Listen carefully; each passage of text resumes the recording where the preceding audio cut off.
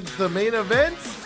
I'm your humble host, Stephen McCollum, and you know him as 17-year NFL veteran, 3-time Super Bowl champion for your Dallas Cowboys. And, of course, last night, 32 players drafted for their dreams of 3 Super Bowls in 4 years. But Dale Hellestrae's here, everybody. Stephen, it seems like I just saw you. I know. I've seen you way too much this week. Yeah, my goodness. Well, we'll make up for that next week. Yeah? That's right. That's right. I've had enough. Let's just leave it like that so when you're not here on Monday, everybody's like, yeah, I've had enough. Yeah, look, I got draft times, man, because I was like, last night it just went so quick, and I was like, what's up with this? Right. And I know they went from 10 to 8 minutes, and does that make that big of a difference? Well, I got some, it was first at round 10 draft minutes. times. I think it went from, 12 or 15 minutes to 10 minutes. Yeah, I have the stats. It's an amazing thing, because the first round used to be over 6 hours long. Yeah, and even when teams traded their picks, it was still moving along very quickly. I know. It was like, I barely had time to eat pizza. Yeah. We were like, we'll have time to take breaks and eat pizzas, and we're just woo, woo, woo, woo, woo. But I appreciate everybody that tuned in last night on Robat TV, also on the YouTube page, TME Media AZ as well. Give that a like and follow. Help us out there as well, and get that out there for us. But appreciate that, and everybody supporting us from that perspective. Hopefully you enjoyed it. We want to grow that every year now coming up, so it'll be a fun time and everything. But, man, it makes me tired. I was telling that Kobe earlier this morning. We came in today. Monitors aren't working. My teleprompter wasn't working for the business. We didn't touch anything in here. Right. And nothing's working this morning. So it's like, what the heck? So we are a couple minutes late on air, but I also had a personal thing happening this morning. Everybody's lighting up my phone this morning, Dale. Okay. Lockdown. But everything's okay. Yeah, everybody's okay. But Okay. there's a lockdown at Queen Creek High School this morning where my kids go. They show up to school early. They got about 6:55, and Ethan parks the car, gets out, and they like usher him in a hurry and stuff to that. School didn't start till 7:20. So they had to do all that. So my phone's been blowing up all morning. So we have that added excitement this morning as well. Anyway, well, let people know the lockdowns because there's I guess shots fired somewhere else. It was off campus. Right. But shots were fired close enough. Queen Creek PD activity, stuff to that effect. Yeah. So they were there early. So they sent an email out saying, just stay, keep your kids home at this time. Yeah. So now, of course, both my kids are going, can we just leave? I'm like, just go home. Just go home. What if they drive the wrong way? They drive right into No, it's literally a straight shot down Signal Butte or Chrisman. So they got there all right and afterwards. So, but that was some excitement. That's why we're on a little bit late. And it was sending those final texts of, quit asking, go home. Like, Go sit in the library, learn something. that's what you get for showing up to school a half an hour early. Yeah, I don't know if I ever did that before. Got to get there early for some work reasons and ROTC reasons and stuff. But yeah, so exciting morning here this morning, Dale. Yeah, it's an exciting morning, exciting night. The weekend's upon us. Yes. What do you guys plan for this weekend? You know what? I just wanted to get through last night and That's today. It. I was telling Kobe before I go draft is over. Now I can sit down and pay bills, do laundry, just focus on life things now. No, hold on. The draft isn't over, Steven. No, but the first round is. The work is over for me lead up to it. Those graphics we're working on and all of that stuff. So the work side's over. Now I can just sit down and relax and watch it. Okay. Yeah. That's as long as you realize that there's still lives going to be Nobody changed. cares about round two through 6. Nobody. These kids are all going to be cut. Well, I hope I hope the Cardinals' second, third round picks aren't going to be cut. Well, history says. Wow. In all seriousness, no, draft continues tonight, second round, then the rest, of course, tomorrow. Isn't it second, third tonight? Is it second and third tonight? Yeah. And then 4 through 6 on Saturday. I think that's you why are it's correct. day 3 picks. Yeah. They just act like they're cast-offs. We got Rattlers this weekend, 5 o'clock. Tulsa Oilers. I learned the mascot of the Tulsa Oilers. Okay. This weekend, 5 o'clock out there in Glendale. Your Rattlers are 3-1 on the season. Yeah, lost their season opener, now 3-game win. No, they lost second week in second Fishers. week. Yeah, they beat San Diego at the beginning. So, yep, I think they're 3-1 going into this here in Tulsa Oilers. I know nothing about them yet. I haven't looked into it, but we'll be out there covering that tomorrow. Me and Autumn will be out there covering that tomorrow night, 5 p.m. And then I don't know if it's on Yahoo or what. I don't have the mindset to figure out what channel I have to. What's that? Is that on overnight video? Some of them, or yeah, and you have to pay $11.99 a month for that. Yeah, and it's only 3. I think there's only 3 total Rattlers games on that. So everything else is Yahoo Sports, which is free out there. But yeah, so that's for that Saturday night. Other than that, I'm gonna have some fun. Some Talladega racing this weekend, and the pit stop. By the way, up on demand, YouTube, Rumble, here at Robat TV as well. Check that out as we go into Dega this weekend, Dale. Dega. Just a big monsters track, man. And it's going to be a fun race. Does that mean less accidents? No. Oh, I thought the bigger the track, the fewer accidents. No, these are one of those ones where you see them just racing in a big pack, like 3 wide, 4 wide around this thing. Yeah, okay. It's spectacular to watch. They did some other things there. Tune into the pit stop. They changed the stages around.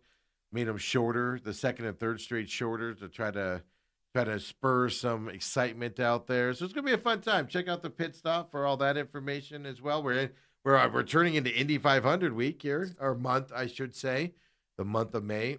IndyCar's off for a couple weeks. Then they do the Indy Road Course, and then a couple weeks off, and then you got Carb Day and all that stuff leading up to the Indianapolis 500, folks. Exciting times around racing right now. Let's go. So you do got a busy weekend. Nah, just sitting plopping in front of the TV. Doing laundry. Got to drive to Glendale. Yeah, Glendale on Saturday night. I've learned to hate that drive. Well, just check and make sure that what freeways are being shut down this weekend. Are the Cardinals doing their draft party for the third round and for the Saturday event? No, too, they're probably like you. Night? They're probably like you. Even the Cardinals don't care? No. Maybe the Cardinals will get the right phone number for the rest of their draft picks. Wow. There's just certain things I don't say about the Cardinals. I'll give them credit for saying it, but yeah, I agree with you. That would never see the light of day, man. We'll talk about that coming up. Suns, of course, coming up this weekend as well. And, can they sneak out a win at home here? And especially game 3, make it a series? Because once it goes down 3-0, it's over. It's over already.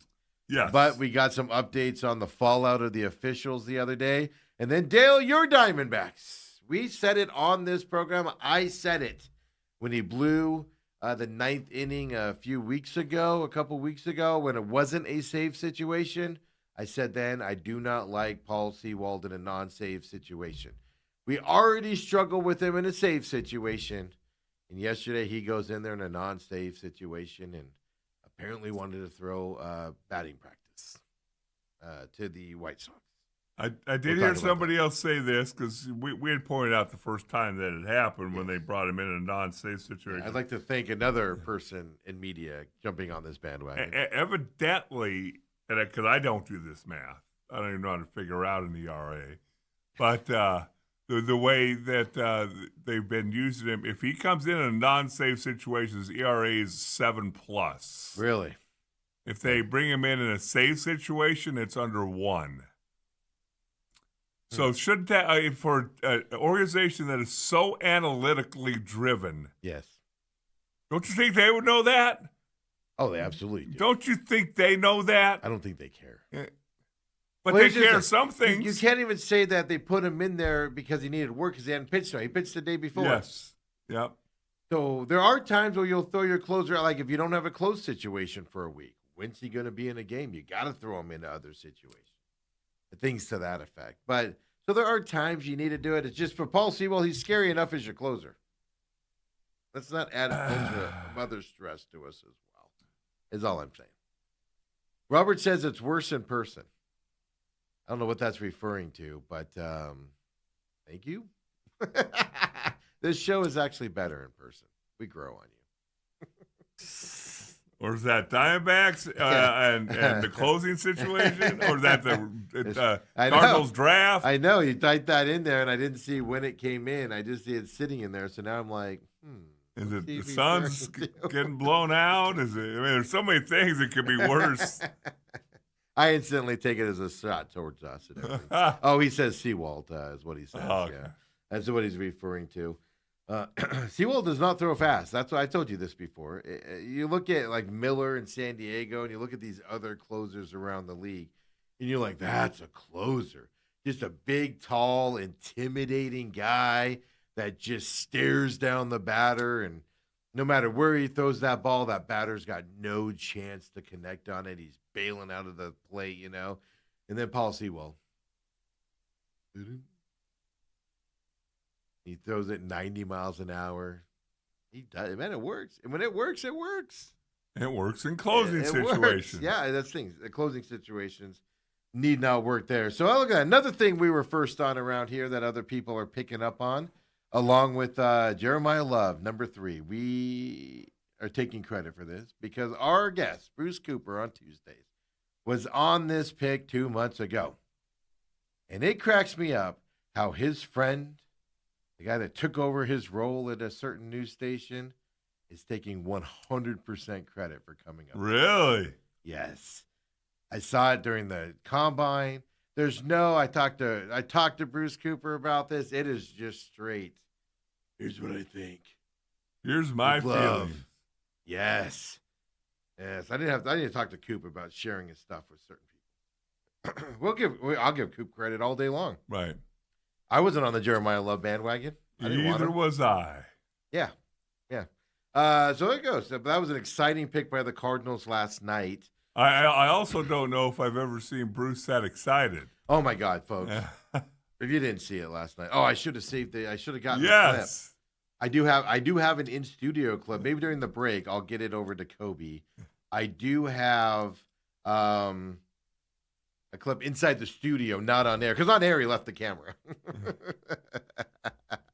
I know some still pictures were posted yesterday as well here. So, it's something, we got to see in person.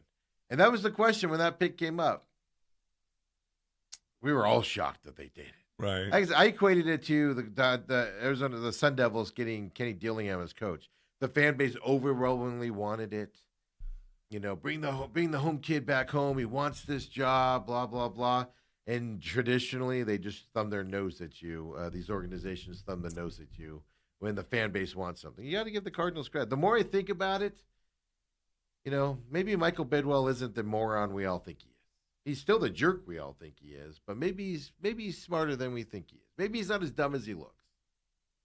Well, there's still a lot more pieces to the puzzle, but but it's energized the fan base. Oh yeah, there's no doubt about that. Yeah. Now, if he gets in first game, he rushes 15 times for -3 yards, then all of a sudden that will lose its luster. Dale, it's going to be worse than that. No, Training camp's going to come up. He's going to get a handoff in practice. Legs going to explode. No. Don't even bring that stuff up. Calf explosion right there on the field. No, when Bruce first brought that up, because it was February-ish? It was. I was like months ago. They're so far away from one person. Yeah. I was not for taking an offensive lineman at 3. Yeah. I was all for trading down, but you know what? If you're gonna have to stay there because you didn't get a deal to your liking or whatever, I think it's a great draft pick. I think it's amazing. And if we jeopardize the fan, sometimes you got to take picks. One, when was the last time the Cardinals took the best available player?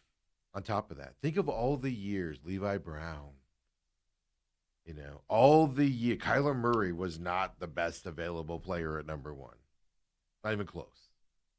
But just think of all the years they just go best available player.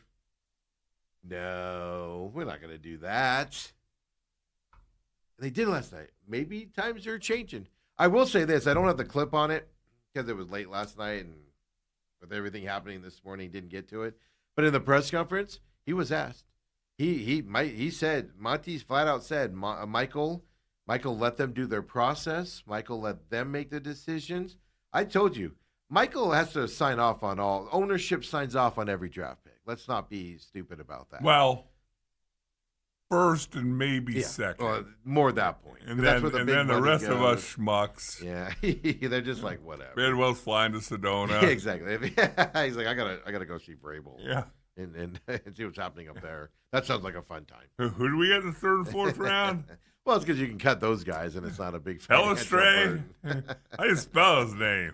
But Monty did say he stayed out of it. I firmly believe Mike LaFleur had a hand. He was able, whether he was able to convince somebody, whether he was able to say, this is the offense I run, this is what I want to see, and he was able to articulate what his vision is of this offense.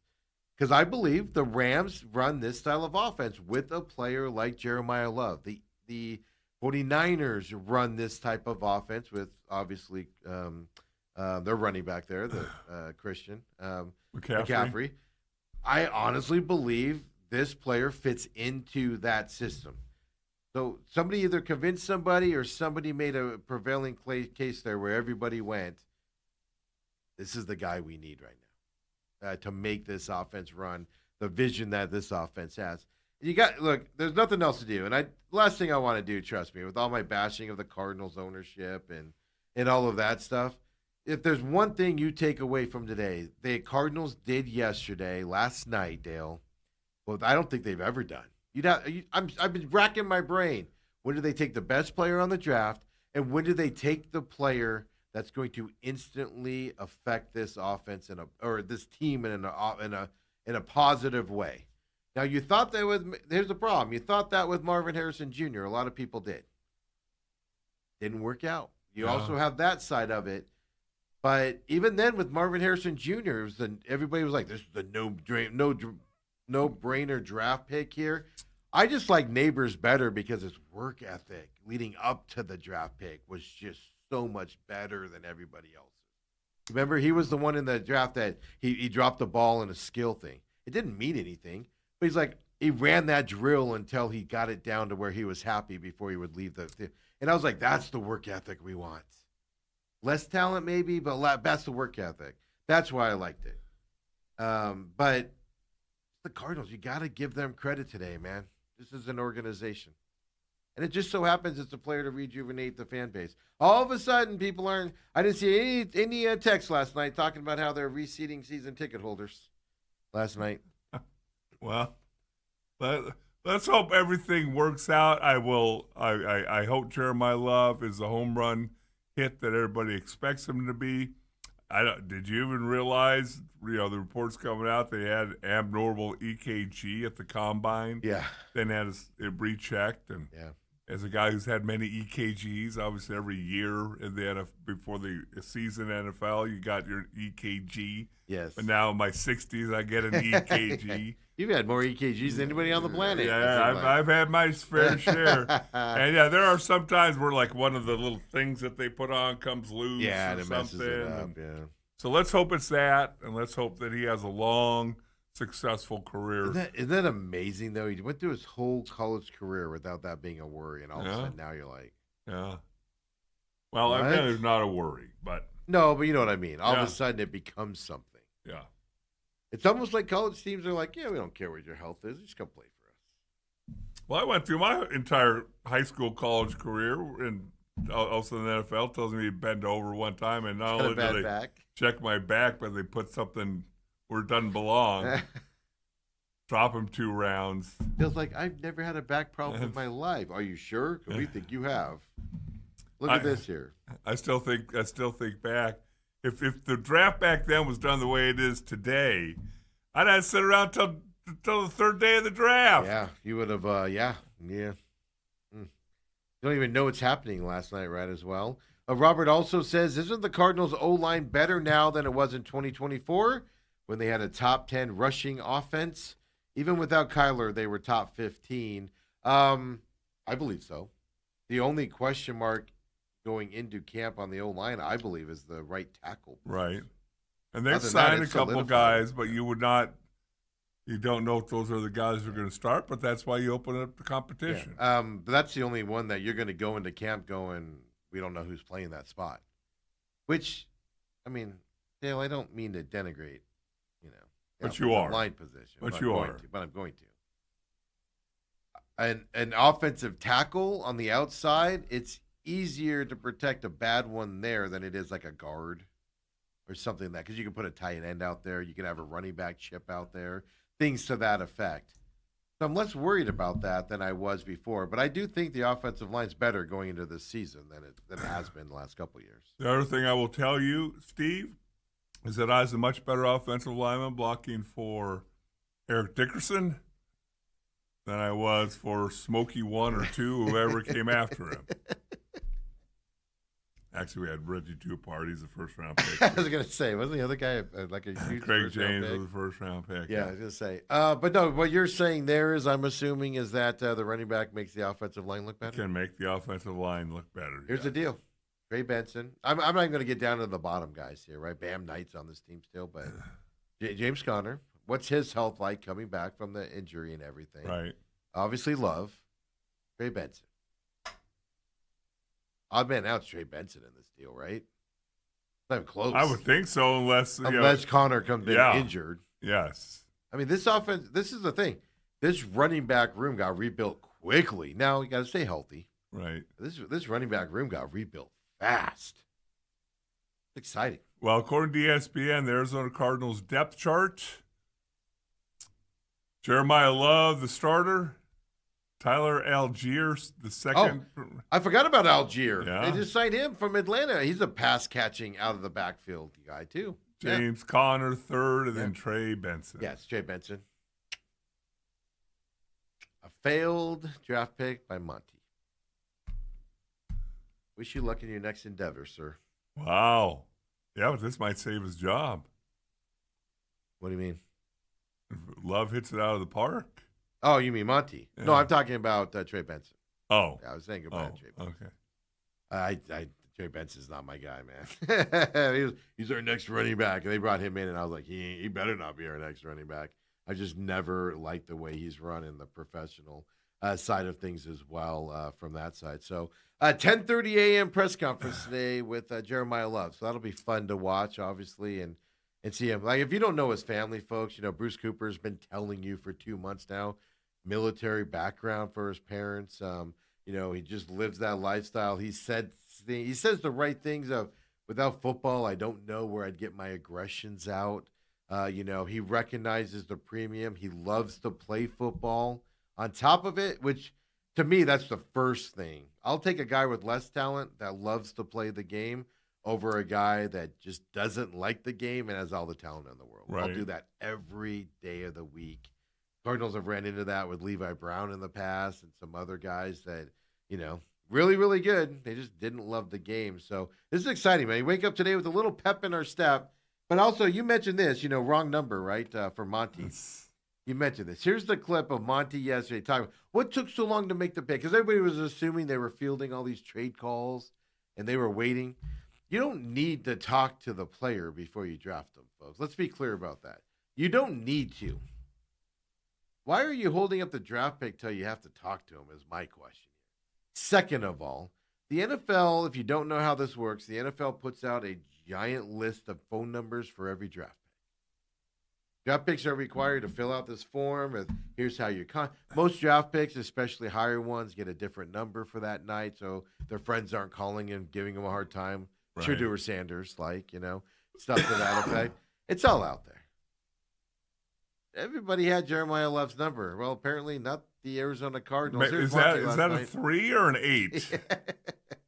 Here's Monty last night talking about what took so long to pull the trigger on number 3. If you want me to tell you the honest to God truth, we had the wrong phone number. The phone number that we were given was the wrong one, and so that was a little bit of the delay. So we got that straightened out, and we called Jeremiah, and we got a hold of him. That's what the delay was. There was no delay. There was no delay. Yeah, technical difficulties. There was a very minimal conversations, Donnie. There was. Some surface level, but nothing that came anywhere close to getting us to move off the pick. I mean, good for him for admitting and again, it. that's the one thing also that, and again, this is just talking in general. The fact that when fans or whatever say, yeah, we want to trade down or we want to trade the pick. Well, you have to have another team willing to want to give up draft capital to move up. Yeah. And if nobody's calling you offering something worthwhile, then you got to have your guy, and we think Jeremiah Love is that guy right now. Yeah, well, that's the nice thing about it. Because if somebody was going to, here's the other side of it. If somebody was going to trade up, they were probably trading up to take Jeremiah Love. Right. So you're not going to trade with him if you like him and you're willing to take him on that side. So you got that side of it happening too. I mean, round one, got round two today, but round one, I think the Cardinals blew it out of the ballpark. Now other teams are going to get better grades because like the Giants had, multiple picks. Jets had multiple picks in this draft and stuff like that. I saw a lot of discontent on the socials last night and this morning of Ty Simpson. The Cardinals not get Ty Simpson in this draft. I'm kind of surprised, but that's where the hype of the pre-draft sets fans' expectations up, which is part of the bad. I think the Cardinals handled the draft a little wrong leading up to it. We talked about this with Ty Simpson and now what it's done with Jacoby Brissett on the backside. We talked about it last night on the program. Like the Cardinals didn't even get Ty Simpson, and you got an upset starting quarterback who's holding out for a pay raise.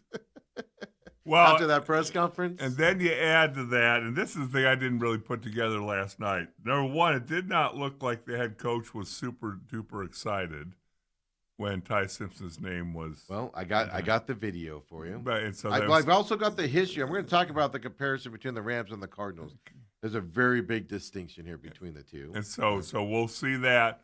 But here's the other thing. The thing that, like, if I'm a Cardinal fan, and I'm looking at the Rams over the last 5, 6, 7 years, they don't miss.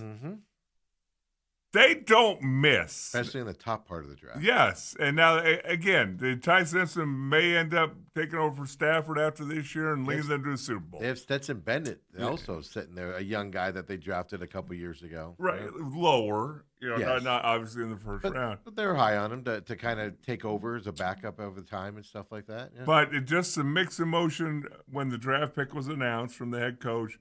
But then from an outsider view going, they don't make mistakes. Les Snead is as good a general manager as there is. And we talked about it last night in the draft.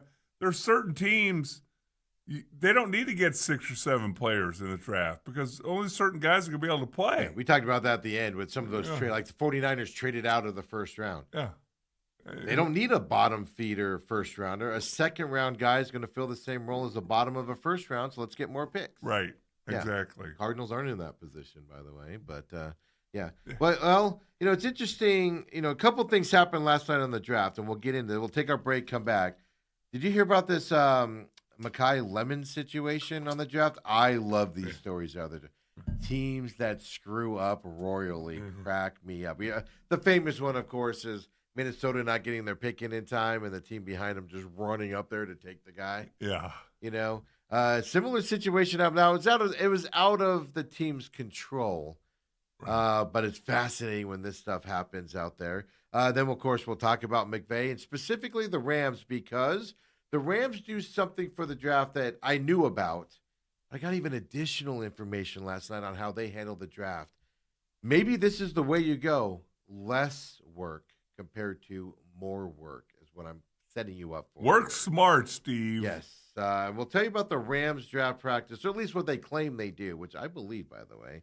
We'll talk about that as well coming up. And then, of course, first round time and info. This is fascinating how the NFL and these drafts are operating right now with the TV packages and Thursday night and stuff like that. But like I said, the biggest shock to me, and we'll talk about that here in just a minute when we come back, but the amount of Cardinals people that I saw very upset the Cardinals didn't get Ty Simpson and let the Rams get him shocked me.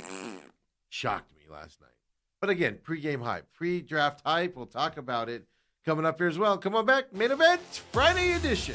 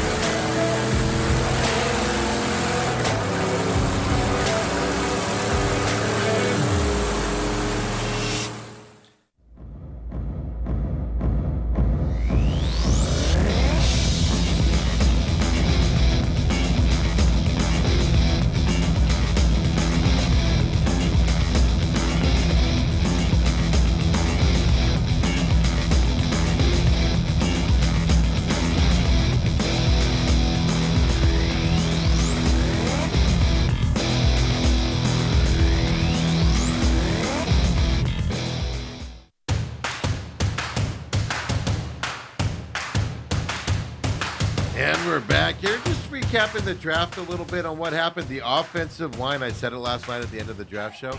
The offensive line run last night shocked the crap out of me, and things like that.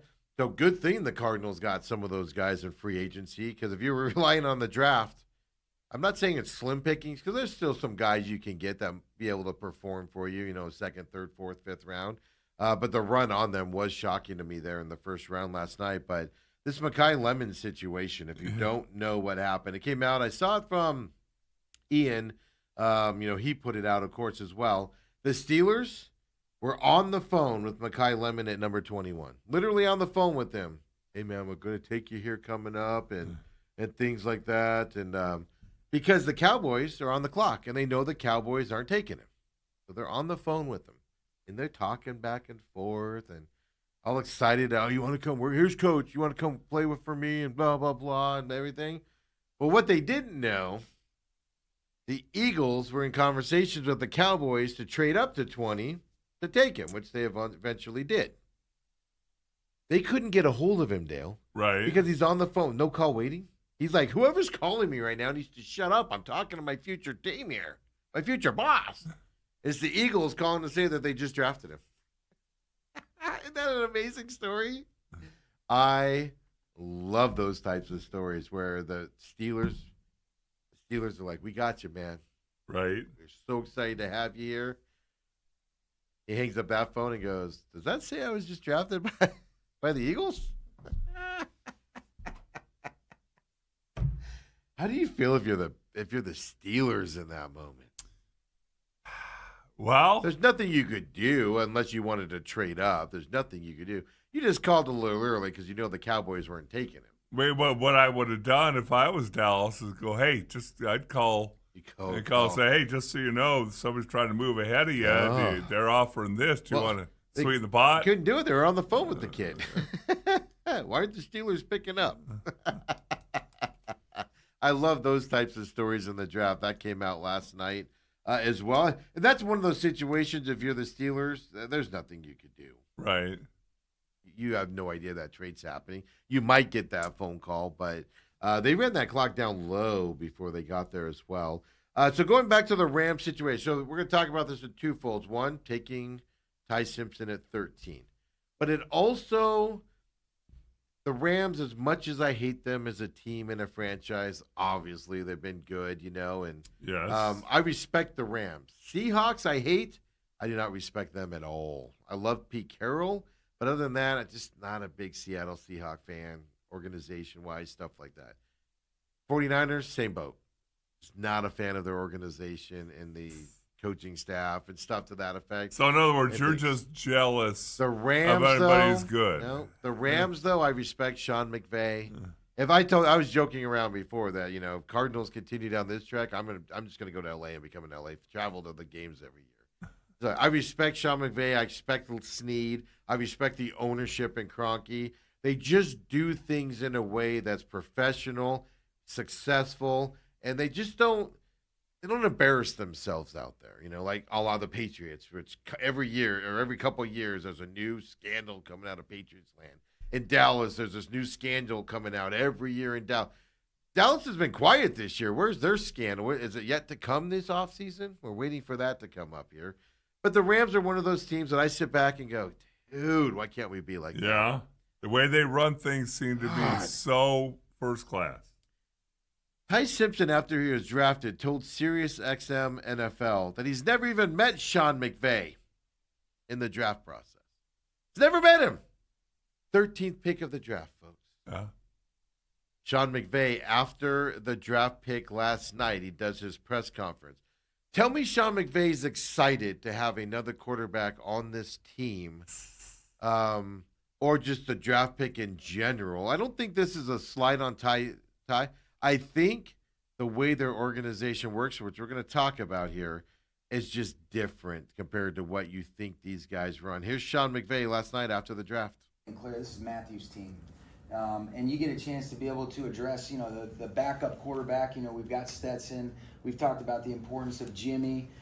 So to be able to add somebody that you can evaluate a body of work where he was asked to play the position and a lot of things that do translate in terms of concepts, reading with his feet, some of the different things in the drop back in the play action game, the movement game. So there's a lot of things that Coach Grubb did that's very similar to kind of how we operate. So it made it an easier evaluation to be able to kind of say, all right, what would that look like if you did translate it to our level? But there was a lot of players that we liked, and there was a lot of thought that kind of went into it. And we do feel really fortunate that when you look at the 13th pick, we were able to get that where, Atlanta had an interest in getting a player last year. We would have taken Ferguson with our first-round pick last year to move back to still get the guy that we wanted, and then to basically be able to get an extra pick. And then, oh, by the way, with your original one, go get a player like Trent McDuffie. So a lot of different things, but we're always going to make decisions that we think are best for the short and the long term. But, we'll be excited to be able to get to work with him, and that's where we're at.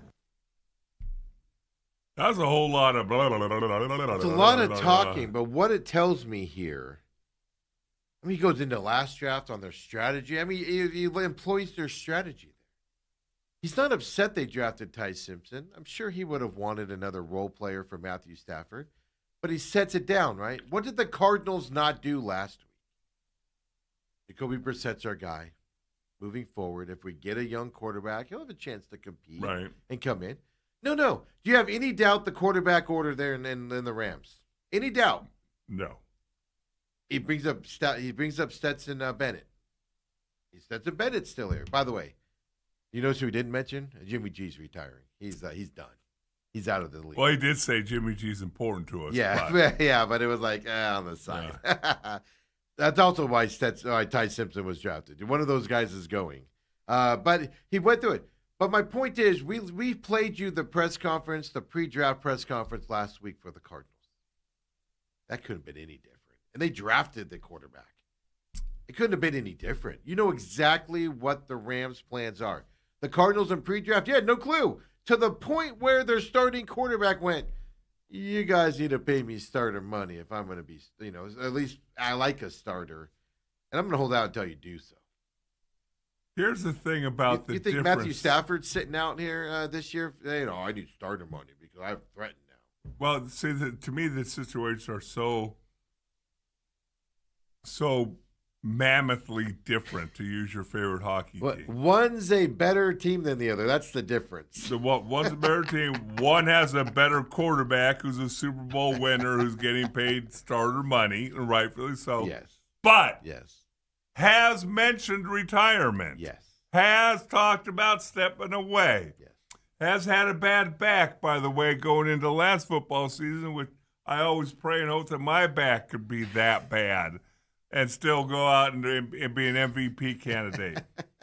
And the Cardinals have a career backup who was given a chance last year, and the fact remains he won one football game. Yeah. So I get for those him to come to the Cardinals with any demands whatsoever, it's kind of laughable when you take a step back and look at it. Well, I don't disagree, but I firmly believe the only reason he did it was that press conference where they're like, we get a guy from a big school with big competition. Yeah. There's a way to play this, and it's just you sit back. There's a lot of narratives out there that Sean McVay's not happy about the 13th pick being him. I didn't get that out of that. It's just more of he probably wanted somebody else to help out the team right now because obviously he's not helping him out now. That's a future pick for Sean McVay, right? Future guy. But here's the other side of it. This is how the Rams operate because a lot of people are like, Ty Simpson never talked to him. I know McVay never goes to the combine, folks. No, ever. He's vacationing. Ever. He takes a step back. I got a GM that handles that. Yeah. We got scouting unit that handles that. I don't need to be involved in that. I'll have my opinions and stuff. I found out Sean McVay has not met with a prospect before drafting him since 2020. He never meets with any of their draft picks beforehand. He just draft them and he goes, "Oh, that's the guy we drafted. Let's go." That's when you have a head coach and a general manager who are in sync and know exactly what the other needs and wants. I do believe, I was trying to confirm, I do believe Snead doesn't go to the combine either or all-star games. I think he even kind of sits outside and lets the organization lets their stuff work and then they make their decision. Whereas like the Giants, we're at every Jordan Tyson workout that ever happened or non-workout that happened in the offseason. Cardinals are everywhere, all-star games, all that stuff. That's what most teams do. Right. The Rams operate differently, and they still have success. Emulate Efficient. the Rams is what I'm trying to get at here. Very efficient. Right? Take the best player available. Maybe this is a turning point. But here's my point, and I don't know this. I'm speculating here. Who's the head coach of the Cardinals? The guy from the Rams. And the Niners. Right? Played with, was up there in Right. Niners land with Shanahan and those guys. But he just came over from the Rams. Best available player in the draft. A guy to fit the system they want to run. Cardinals don't do this before. Emulate the Rams is what I'm getting at here. It's working for them. You have a guy with intimate knowledge how they work. Do it. Move that direction. Doesn't mean you have to go where you don't show up, still show up to the combine. That doesn't hurt. But I do believe when it comes to drafting, the more you study guy, you get fooled by looking at numbers. Because like you always say, has he been on the field since the end of December? In a game. In a game? Yeah. Nope. You're just seeing raw, basic numbers. You convince yourself this is the guy. But before you had no interest in him. But all of a sudden, in the leading up to it, you're like, oh my God, that guy's how tall? Oh, we should put him on our list now. Unless the NFL is going to go to aerodynamic running suits for wide receivers. It's just, I'm watching the Cardinals stuff, and then I'm watching the Rams stuff. It is amazing just the difference between these two organizations in the same division. Right. And one is highly successful, one is not. Fascinating. And then I just sit back and go, well, Cardinals are doing stuff a little bit different with a guy from the Rams who knows that system. Wow, maybe they can start emulating that more and go that route. This is going to be interesting to watch is what I'm proposing to you guys out there in terms of the Cardinals draft here as well. Name another team that's going to spend a high pick in the first round and not meet the guy as a head coach. Name another team that I don't know. There might be more ones out there. Yeah. I don't think that happens very often. I can guarantee you this. Especially a first-round draft pick. Francisco Mendoza knows every person, including the secretaries and the Raiders. He's met them all. But that's the Raiders. No, that's what I'm saying. You genuinely know that. When Peyton Manning was drafted, he knew everybody in that Colts organization that he needs to know. He knows how to get to him and all that stuff. He knew that before the draft, right? Andrew Luck, same thing. And I know those are number one picks. This is a 13. There is a difference. Kyler Murray had met everybody with the Cardinals that he needed to meet, plus some. He probably even met with the defensive staff, Kyler Murray did, at some point during that process. The Rams are just like, cool, let's go. We built for the future in here, and I'm not sweating. I'm leaning back. I'm talking to my microphone a little far away. I'm leaning back. I'll even tell you what we did last year's draft, and that's how we operate. Just cool, calm, collected, and then you had Monty. Well, then the other thing. I didn't have the right number, guys. Then you have the other part of this, because they kind of compared it to last year what Atlanta did when they drafted the lieutenant quarterback in the first round. Penix. Not letting the starting quarterback know. The Rams did call Stafford and say, hey, we have an opportunity to take this guy. You mentioned retirement. Yep. And we need to be, and I'm sure Stafford said, that's fantastic. He ain't beating me out this year. Well, that's the thing.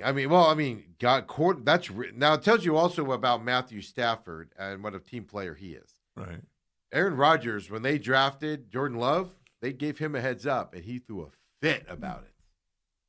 How dare you draft my replacement? Do you not know I'm Aaron Rodgers? I'll be on 7 teams over the next 6 years, but do you not know who I am? So that is risky as well, but that also tells you that Rams, there's no, I know Jacoby Brissett's a different situation. This is my point. Matthew Stafford's not going, oh, you got my replacement here. I need some more money to come back to play for you guys. Like Aaron Rodgers has done in the past, for instance. Well, Brett Favre freaked out when Aaron Rodgers was drafted. Right? You know what's so funny is that that Aaron Rodgers thing. You bring that up, and This- he's been on both ends of it. He's been the new guy in the building and been the old guy in the building. That's what amazes you is Brett Favre shut him out after he was drafted. Yeah. There was no help. Aaron Rodgers like, you want to go over film and teach me? And Brett Favre was like, nah, kid. I got to send my wee pick to some chick over there. I'm busy right now. Wow. I don't forget anything. Wow. Sorry.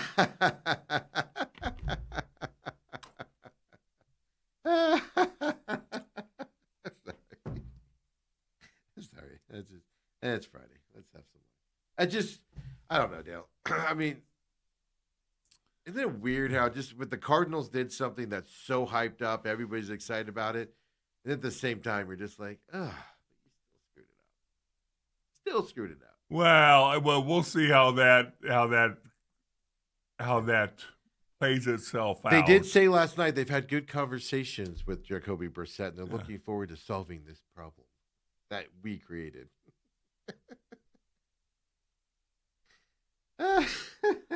I'm just telling you, I looked at that Rams head coach, and he did not look super excited about Ty Simpson. I can tell you this. I saw some other video of him in other drafts. That's just the way he is, man. Yeah. He's just like, do they draft? He doesn't have a big say in who's drafting who and what they're drafting. He stays out of it. Then he might not even know how good he is. That's the thing. He's like, Ty Simpson, where did he play college at? Why haven't I heard of him? Robert says, unfortunately, Monty's the 12th best GM in the NFC West.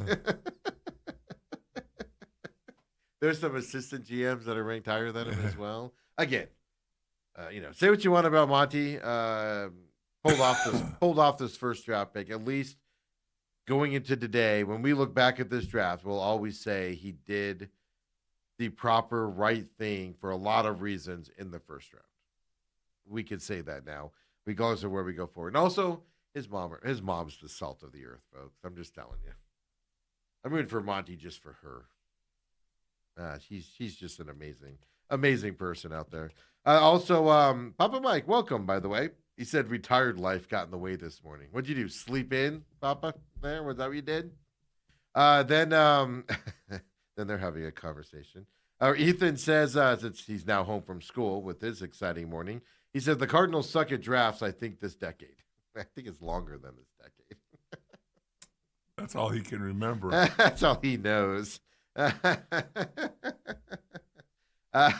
there we go. Robert says, not just drafts, Ethan. Join the conversation on YouTube as well. TME Media AZ. It's there for you guys. Of course, we're on Robat TV as well here this morning. They're having some fun conversing there. And Dale, first round info here. Let's wrap up the draft here really quick with everything. And we'll see how the draft goes. The offensive lineman run is going to be interesting for teams that still are looking for offensive linemen. 49ers pick first tonight with their trades down. Then the Cardinals right after that. We'll have to keep our eyes on that. But 2 hours, 53 minutes for the draft last night. Like, we were like, oh, we'll order the pizzas. We'll take a ton of breaks. We'll have time to just have some fun in here. And it was just boom, boom, boom, boom, boom, boom, boom. 2 hours, 53 minutes. Made for TV, It Steven. went from 10 minutes to 8 minutes as well. The first round of Goodell's first draft back in 2007. So 20 years ago, roughly, 19 years ago. Yeah. That first round lasted 6 hours and 8 minutes.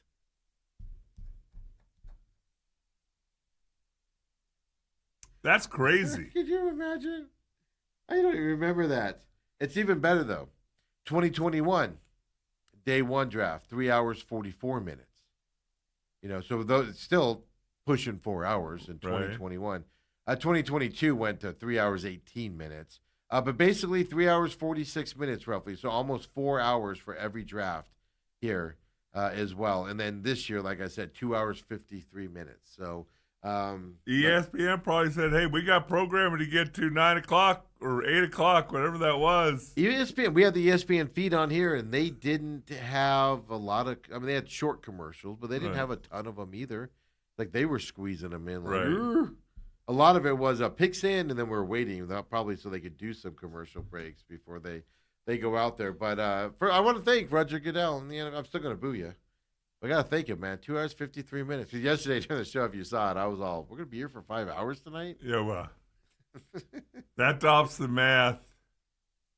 Boy, your calculator, you still couldn't figure it 10 out. 10 minutes, 32 teams is 320 minutes. Divide by 60, that's 5 hours. That's not Dobson math. Like, that's calculator math. So how does it go from 5 hours to 3 hours? It was going faster than 10.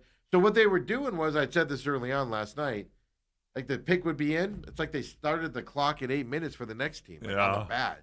So literally they announced the pick. They hardly had time to get their Make-A-Wish stuff and things like they do at the NFL. That they barely had time to do that. That was what was holding up the draft. It wasn't the picks and the trade. A couple of the trades we made, we were like, wait, why are they in this spot? Because they literally announced the pick, and then at the bottom it flashed. This trade happened, and we're like, wait, what just happened? That did happen a couple times, didn't it? Every other time, it's like a trade is in, and then they're like, then it's just and then they restart the clock or something. Yeah, but then it's 20 minutes to talk about, and then they finally go, okay, the Eagles have traded for this, and this was like boom, boom, fantastic. Hopefully, second and third round tonight goes that fast. Well, tonight's when you get all the the legends coming up and announcing the picks and. I went back and listened to that one kid, the Make-A-Wish kid that goes up there and he's talking all normal. I don't know if you saw this. He's talking all normal. I don't remember. I think was it Pittsburgh he was announced for, but he's just talking normal. He goes, "Oh, it's so great to be here." And he has like this little voice, and then he's all, "And now, oh no, it's Seattle." He's like, just like, "Oh, it's so great to be here." And now for the reigning Super Bowl champions. And I was just like, "Oh my god." I love it. It's so great. That kid's got a future with the hype videos and stuff to that effect. When we come back, folks, on this Friday, taking a deep breath. Diamondbacks talk. Taking a deep breath. Suns talk. Maybe we can find some good news with this. Another deep breath. Steve's travel plans this weekend. Not doing anything. They're driving over to the west Yeah, I side. got packing a cooler, stack lunch, get some snacks together. Do you take your new car or your old car when you go to the west Oh, I side? think the EV. Yeah. It makes it there and back, no problem. Okay. As long as it's cars. Come on back, folks. Main event, second hour, coming up next here on this Friday.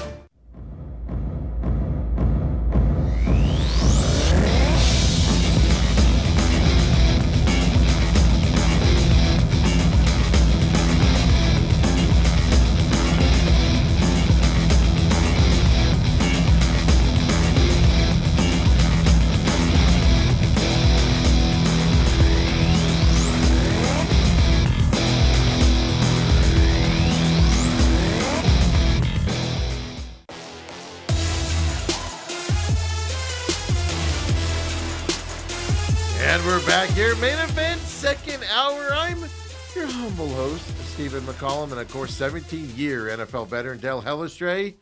Ooh, you're drafted 85. How many years has it been? No, 112.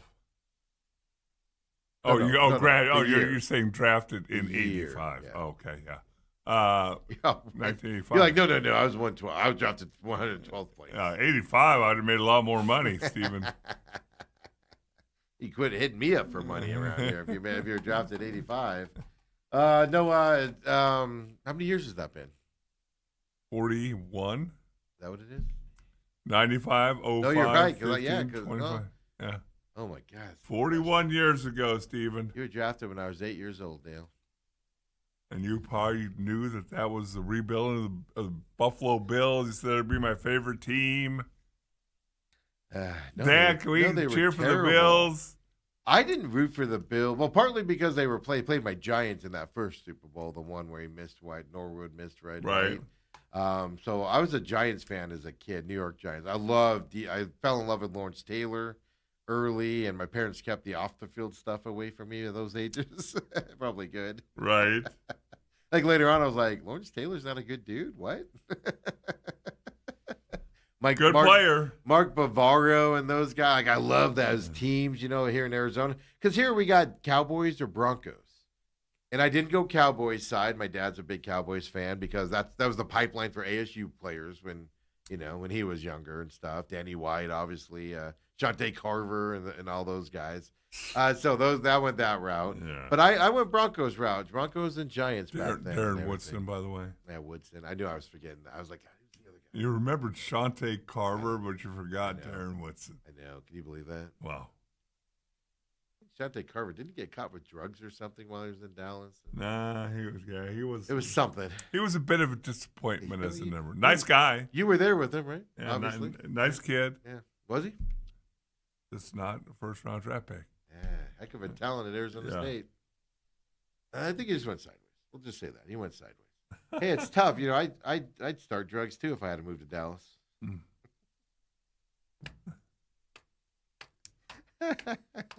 41 years ago, man, you were drafted by the Buffalo Bills, Yes. along with what? Andre Reed was in that class? Andre Reed was another fourth-rounder. Mm-hmm. God, Hall of Famer. Yeah, Bruce Smith. He was that. Oh, that's right. He was that year. He was the first pick. But I always think he was a year after you for some reason. No. I don't know why I think that, but many a battle that rookie year. Frank Reich was in that draft class. Backup quarterback that made a name for himself with injuries to Jim Kelly. Yeah, and Jim Kelly was the one. He was after you. I mean, he was drafted before me, but played in the USFL. and then he 2 came years. over from that. That's what it was. Yeah. So fascinating. Boy, draft you stories just took there. me down memory lane. Woo! I don't know how you don't do that every draft year. That's all I would do is just sit in my house and be like, yeah. He knew Bruce Smith, folks, when Bruce Smith was a nobody. Not sure he was going to make it in the NFL. Can you believe that? Yeah. Just think about that for a second. Dale's sitting there his rookie year going, this clown doesn't know what he's doing. I'd love to go against him in practice. He's running our defense. Like, you guys think this guy is going to be good? Second year. No. Third year, Bruce Smith comes in and Dale's like, I'm going to the Cowboys. I'm going to the Raiders. I didn't recognize him. Ted Cottrell, the defensive line coach, came in and got to him. Those stories just fascinate me. Like, Andre Reed was always good. I mean, you didn't think he was a Hall of Famer, probably. I'll give you $1 if you know what college he went to. Oh, some small school. I have no idea. I know it's some tiny school. $2. Are you going to say it's a big school? You could take a guess. Oh, Chattanooga. Kutztown State. Yeah, I've known that over the years because I've looked it up.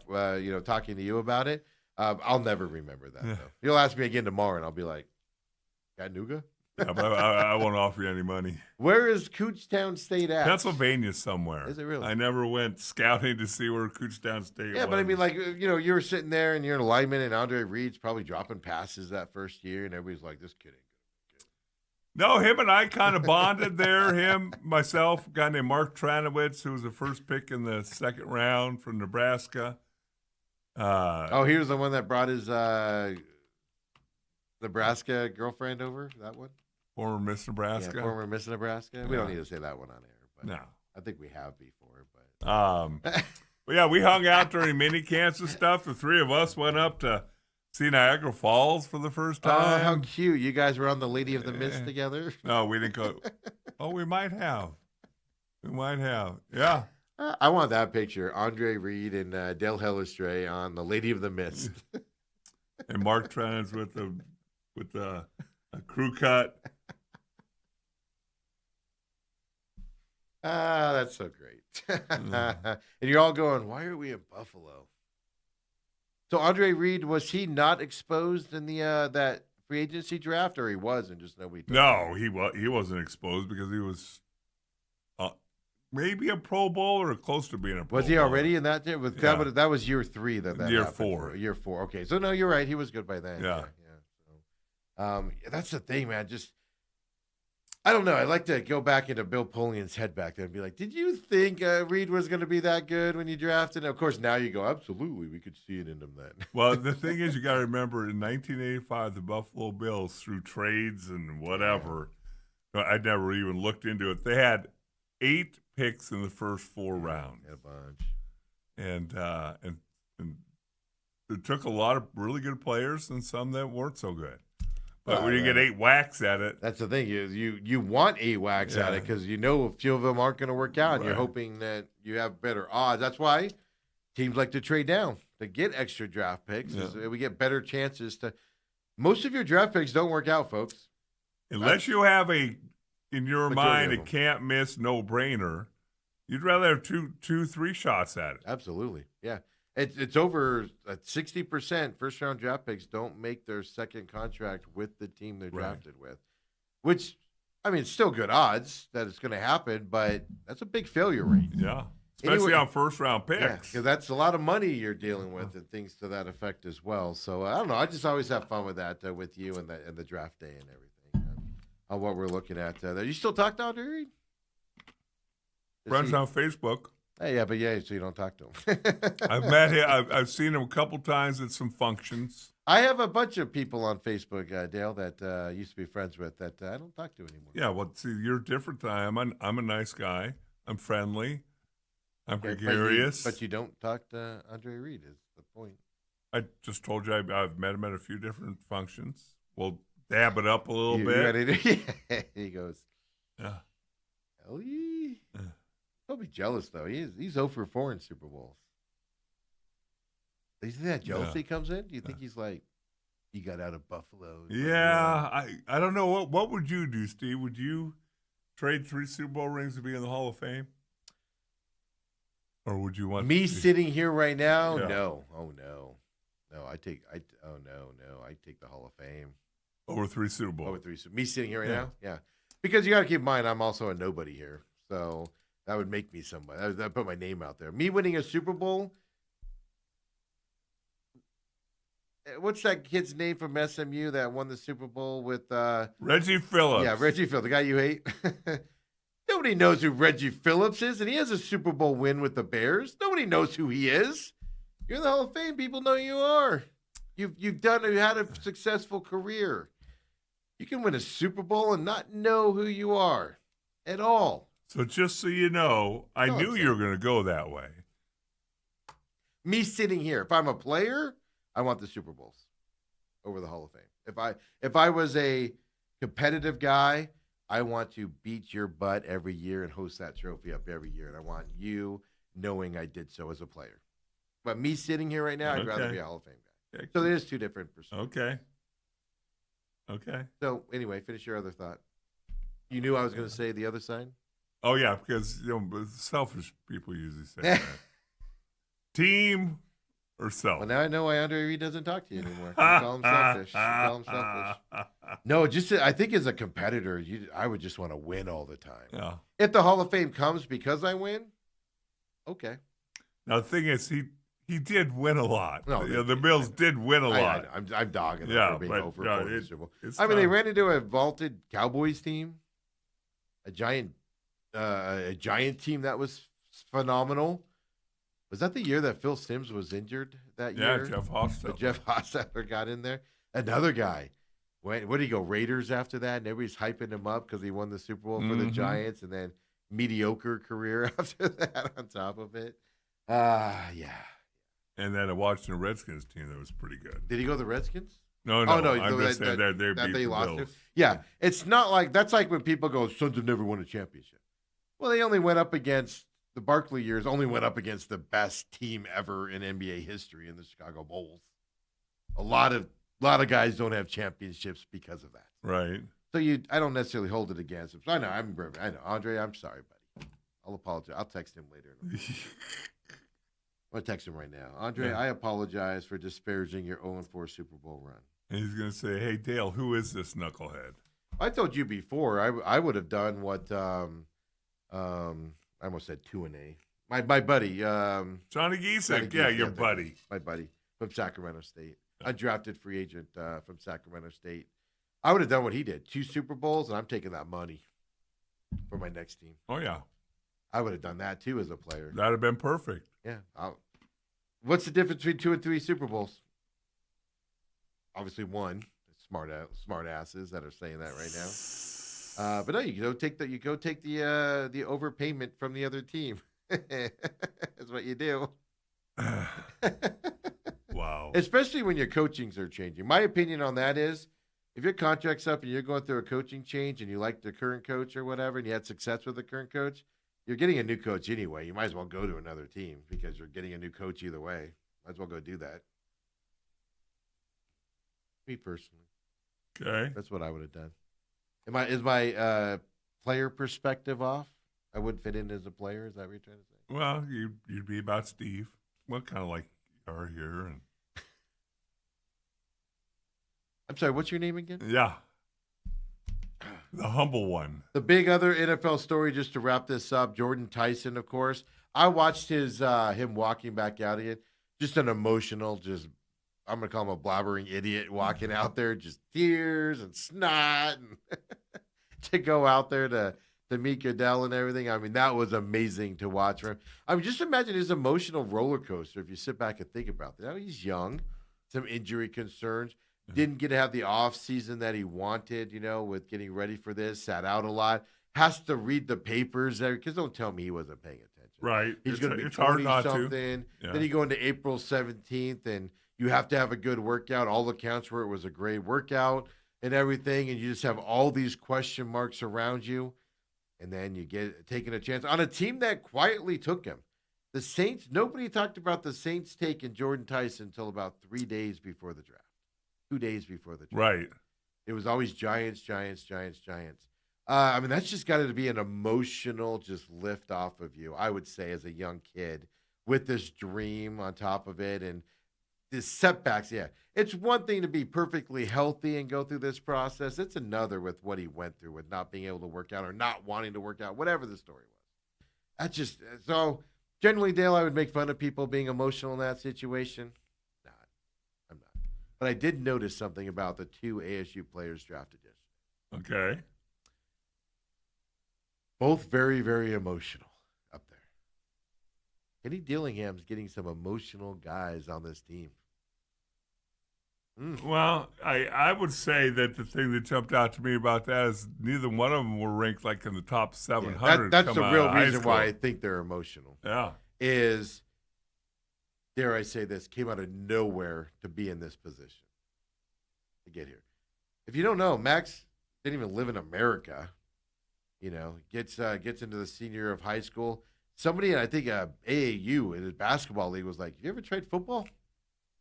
And just look at his skill level goes up. No, that wasn't interesting. I know I'm blaming Dillingham because Dillingham's an emotional guy. That's why I made that connection.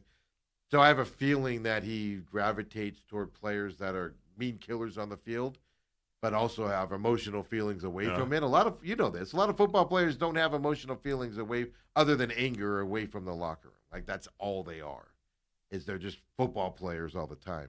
So I think Kenny Dillingham might favor those types of guys that are killers on the field, but very emotional and have regular feelings off the field. To that point, nobody else was reacting those ways, but 2 guys from ASU. I found that fascinating. I'm not knocking it. Yes, you don't like guys to cry, I'm not knocking it. No, for these 2 situations, these are 2 situations you can be emotional. See, what I would do, In my opinion. now that you've mentioned that, is if I'm looking at a guy high in the draft, I'm going to have him sit down and watch American Idol and have their favorite person get kicked off. I would fail that completely. And see if they get upset. Get teary a little bit. But I'd fail that because I don't care about American Idol. Yeah. Like, you don't care about a lot of if things. Fernando Mendoza would have broken down like Jordan Tyson did, I'd be ripping him today. Why? Because you knew you were being drafted. It's What bad life things have change. happened to Mendoza over the last year? Your life is changing, Steve. Yeah, you have to take pay cuts to go to the NFL. Oh, nowadays. wow. Wow. Yeah, I don't think Indiana was that high on the list. But it is amazing. Of all the schools out there that of guys that were drafted this weekend, Indiana had 2. Arizona State had 2. Notre Dame had 2. Arizona State had 2. Let me keep going. Ohio State had like 30, I think. Arizona State had 2. You got in there with 2 first-round draft picks. I mean, I saw Hines Ward, a picture with them, celebrating with them last night. Obviously, Hines Ward's Hall of Famer from Pittsburgh Steelers fame. I saw him celebrating him. That's a big deal. Kenny Dillingham obviously put stuff up last night. I mean, celebrate this. This is an unbelievable accomplishment by Arizona State over these last couple of years with guys that they're bringing in as well. By the way, 320,000 fans were present in Pittsburgh on Thursday night. Broke a record. Shattered. I think 290,000 was 275,000 in Detroit last year. But I think 290 is the most it's ever been. Oh, really? Yeah. I think. You Thought might I be saw right. that. I don't have, you might be right But on that. still. I just saw 275,000. We were sitting there last night before we went on air and watched all those idiots, and I'm like, The camera's going out over them, and it's like, does this end? and then no, the one thing we couldn't figure out was, do you pay? That's what I want to know. Because I know, like, The NFL's very cheap. They charge for everything. the reason that you see a bunch of obscure teams, like there's a Cardinals contingent there, there's Tennessee, and the reason teams is invite people. it came back to me. Each team will bring 50 or 75 season ticket holders. Yeah. Put them up for the night. It's kind of like a Hey, reward. Cardinals, thanks for the invite. Sorry I couldn't make it. Oh, you haven't been Never invited to been one? invited, no. Even when I was doing that big argument with them on if I was going to renew or not, they never offered anything to me. You'll get invited to the ones in Alaska. And then some guy that's been a season ticket for 8 years and sits in the upper level in the corner pays 3/4 less than I do. He's had tickets for 7 years. All of a sudden, he gets invited to go to the draft last year. Okay, Cardinals. Yeah, thanks a lot. I think they're waiting to invite you to the one that's in Alaska. I'll go. That's the one I want to go to. That'd be more fun than Pittsburgh. I don't know, one of those Pimento brothers, however you pronounce, Primanti brothers sandwiches. You would have about 3 or 4 of those. 9 offensive linemen came off the board in round 1. I'm just shocked by that. It just shows you the focus this year is linemen as we go through that.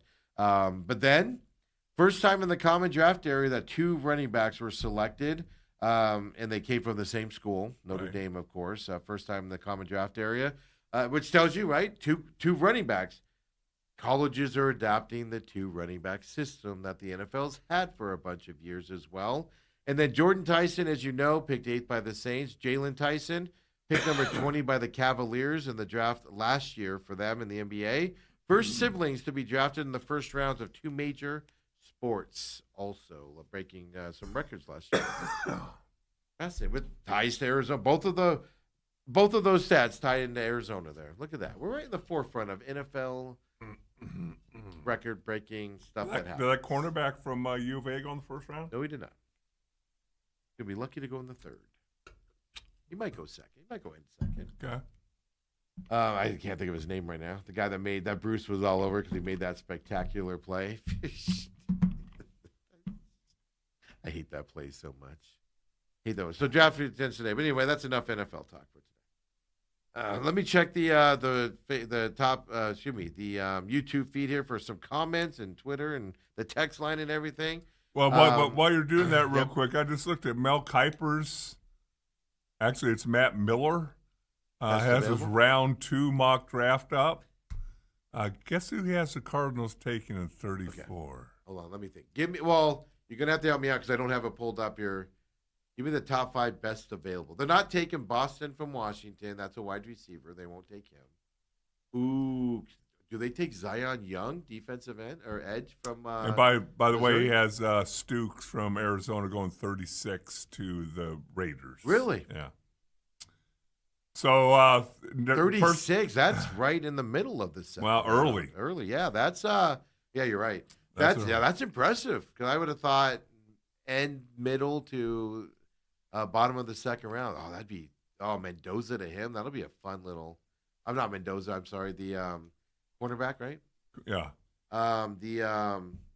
Max Crosby on that side with those other linebackers, and that's a good pick for him. 33, the pick before the Cardinals, Emmanuel McNeil Warren, a safety from Toledo. Yeah, I like that. I like that because that was going to be my next guy I was going to say. Going to San Francisco. I'm going to go Zion Young here, edge, because of Missouri, because they need that position filled. Or, no, there's no lineman, right? There's no big-time lineman in that spot. Let me pull it up here real quick while we have a bunch of comments, but since you brought this up here, let's go. They go linebacker. McCoy's there from Tennessee as a cornerback as well. Why I just tell you because you're not sniffing the right. I'm not. No, not sniffing the right corner. They're gonna reach for this pick. It's gonna be a reach. No, well, just give it to. Well, yeah, but I mean, they need an edge. They need the linebacker. Barney Miller. How about Carson Beck, the quarterback from Shut up. Miami? They like Carson Beck. Isn't Carson Beck going to be there, though, in the third round? He starts it off with, is this a reach for Beck? Probably. Yeah, but if you think he's going to go at the end of the second, you take him. Anybody that's watched this program anytime Carson Beck's been in college knows I love me some Carson Beck. Ooh. Love me some Carson Beck. Yeah.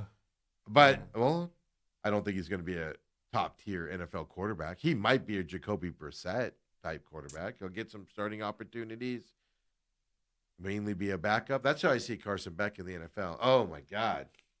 Yeah, he doesn't have Zion Young going until number 50 to Detroit. He's falling. But there's another edge out there that's still out there.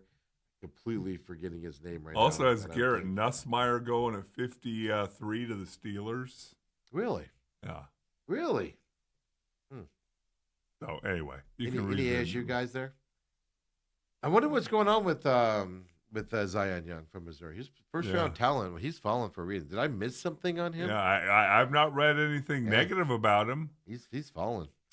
Boy, Stukes ran a 4.33. No, Dale. He's a stud.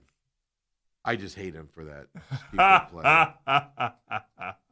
That amazing where he made up 15 yards and while the ball was in the air. And it wasn't like a lob ball that just hung there. It was like a rocket shot. He made up 10, 15 yards while the ball was in the air and then made this acrobatic diving, not even looking at it, just stabs it out of the air, comes down with it as an interception. Hate him for that play. Hate him for it.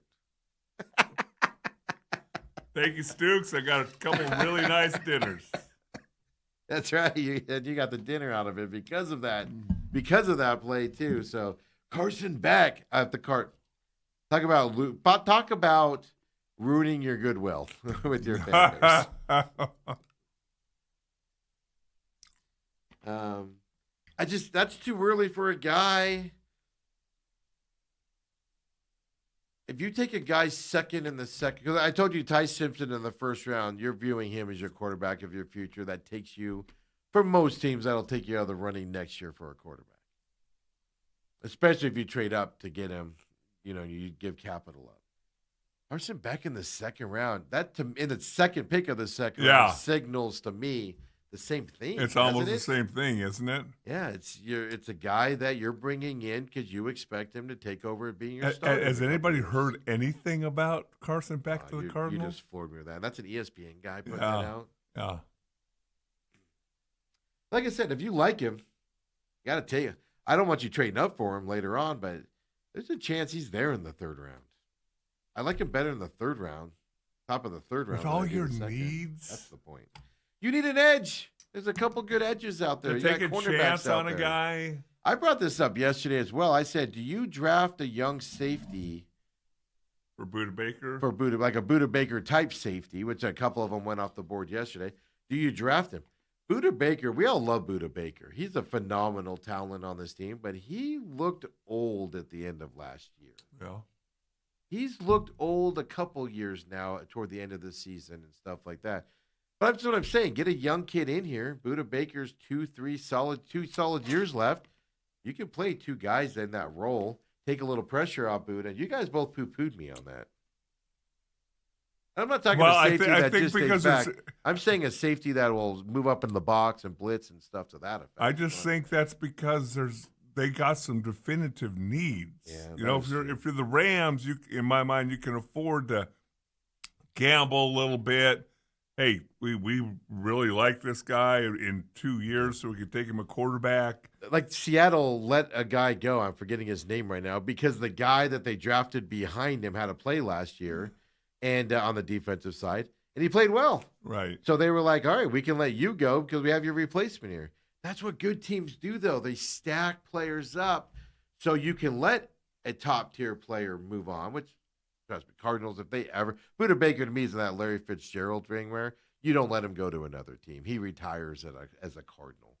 But you also have his replacement there ready to go when that needs to happen or cut down Buda's time or whatever. That's what good teams do. That's one thing the Cardinals don't do, going to my point. If you can keep Buda fresh at the beginning of the season, though, with a good quality guy to kind of experiment it out, now I get it, right? NFL players, and you don't take me out of the game and stuff like that. I get that, but whatever. Boy, did you see what that Graziano said about Jeremiah Love? No, well, I might have, but I don't know. He said, awesome player, terrible pick. Yeah, so a lot of people, we didn't touch on that here today. We touched on it last night. But people think it's a terrible pick because of the amount of money that he's going to make at that running back position. Well, That's what they don't like. I also think that it's one of those things, like I remember 2 years ago when everybody's like, oh, the Cardinals offensive line. Cardinals offensive line a couple years ago was pretty good. Mm-hmm. But one person says, it's not good. Then another person, and all of a sudden that's just what people think. Yeah, but it's one of those things where all 32 teams in the league going into training camp, every fan's going to go, what do you need to work on? Our offensive line. You have 5 all-pros on that offensive line. Yeah, but we need to improve them. They're just not going to be good. They're going We need depth. We need depth. Yeah, they gave up 1 sack in the last 3 games. We need new offensive line. That's just the stand. That's why I laugh when people say offensive line. So I'm like, do you know, or do you just say that every year? Type of thing. But I mean, paying him $50.5 million fully guaranteed. It's the most. He shot up the. What is he? The 5th or 6th highest paid running back in the league now. Yeah. For a rookie, he's more than Travis Etienne. And those guys. Obviously, Derrick Henry, Saquon's all above him. Those guys are above him. But I think that's the complaint about taking him at 3. It's just the contract. You're spending the money regardless. I get that. But the NFL is showing that they'll pay the right guys at the running back position money. Whereas 4 years ago, 5 years ago, they weren't doing that. Right? Jeremiah Love's the second running back taken. There was people complaining about Saquon going number 2. What was that? The 2020 draft, 2021 draft? Right. How's that worked out for you? Is anybody complaining about Saquon being drafted number 2 now? So I think that's maybe the Giants fans. Because the Giants let him go. Never forget the owner sitting in that room with Schoen there going, man, I'd hate to lose him. I'd especially hate to lose him to the Eagles. So right now, the top 5 running backs: Saquon Barkley at a little over $20 million, Christian McCaffrey $19 million, Derrick Henry $15 million, Kenneth Walker $14.3. Is Seattle or is Kansas City, and Breece Hall $14.3. I'll take Jeremiah Love at $50.5 million fully guaranteed over 4 years over Breece Hall. Every day of the week. But that's why people don't like that pick. Right. It's phenomenal talent, phenomenal that he's coming to the Cardinals. It's going to open up that offense. But then the people that don't like paying running backs are the ones that are throwing the fit about that. Moving forward. I mean, if you want to look ahead here for a second. And by the way, Jeremiah Love's contract, it's going to average $13.2 million. It's not breaking the bank. It's not breaking the bank. And as we've said, whether you took a center, a running back, a quarterback, or wide receiver, it's going to be $13.2 million. Would you rather have a guard making this money? Right. For the first 4 years? But that's why people hate that pick. I get it if you're on that side of running back shouldn't be paid. Or Mel Kiper last night, I did see this clip. Mel Kiper for the last 100 years has been saying, you never take a running back first in the first round, ever. And last night when Jeremiah Love was picked, this is great for the Cardinals. They needed this pick. And somebody on that panel called him out and goes, you've been saying for years that you don't take a running back in the first round. What's changed? Then he like,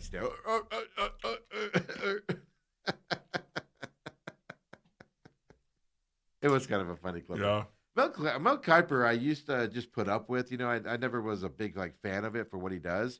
But he's really annoyed me these last couple of years, man. Just really, really rubbed me wrong the last couple of years. So, and all that fun stuff. Let's get over here to some comments really quick here. No, we're slacking on those. Trust me, we see them as well. Robert Papa Mike says, is Dale ready for trash talk? My side of town, West Side. Could you keep... I just wonder what car you take over there. Yeah, Robert lives on the west side. They're ready to fight you, man. The West Siders that are watching this show right now. I just asked you because you're the one who does not like to go to that side of town. No, we put new air filters in the car to get the stench down. Bulletproof glass. Roll up the windows extra tight. Like I keep pressing the button to roll it up. Make sure you have your snacks and drinks so you don't have to stop. Yeah, that's Steve. Oh, yeah, I'm comfortable. I'll roll right through GCU's campus and windows down. Oh, yeah, GCU's campus. Seat backwards. I want you to go south of GCU's campus. Oh, why? Is that a bad neighborhood? GCU. What are you trying to say? It's funny. I'm all bottled up, and then I pull into GCU. I take the right, and I pull in there, and then I'm all windows down. Yeah. Do you need a police escort? Hey, everybody, how you doing? But right before I pull in, I'm done doing the extra. Robert says 320,000 fans in Pittsburgh, probably because they don't have any hockey to watch. Well, they do. It's just not going well for them. They have more hockey to watch than Arizona does. They're getting their butts kicked by Philly right now. And then Papa Mike says, I have a friend that is in Pittsburgh for the draft. He goes, what do you want me to ask him? He's a Buffalo fan. Buffalo, did they trade out the first round? Yeah, I can't remember them taking anybody. Yeah, I think they traded somebody. They were one of the last teams. I think they were part of one of those trades as well. Yeah, Robert says, back. Monty just dropped to the 25th best GM in the NFC West. I'm not kidding you. They draft Carson Beck in that spot. You're going to lose every goodwill you have that you built up yesterday. I'm a Carson Beck guy, Dale. Like I said, I think he's going to be like a Stetson Bennett type. He's going to have good times. He's going to get opportunity to start. He's probably going to be a career backup, but he's going to be able to throw a pretty football and perform well and at times and stuff very similar to what Jacoby Brissett is. That's how I see his career. And I love him. I loved him in college. I thought he was fantastic. And even I'm going to be disgusted if the Cardinals do that. There's too many other for that high of a pick. Yeah, for that high of a pick. If we're talking end of the second round, all right, take a flyer on him. End of the second round, fine, but not at third or fourth round. You want to take that Nussmeier guy? Do you remember who they had the 49ers have going in the first round? Oh, it was the wide receiver, right? Emmanuel Acho. What was that his name? No. Emmanuel Acho. Yeah. The hyphen guy. McNeil Warren, safety Toledo. I think it's who you said was going to the Niners. That's a solid pickup.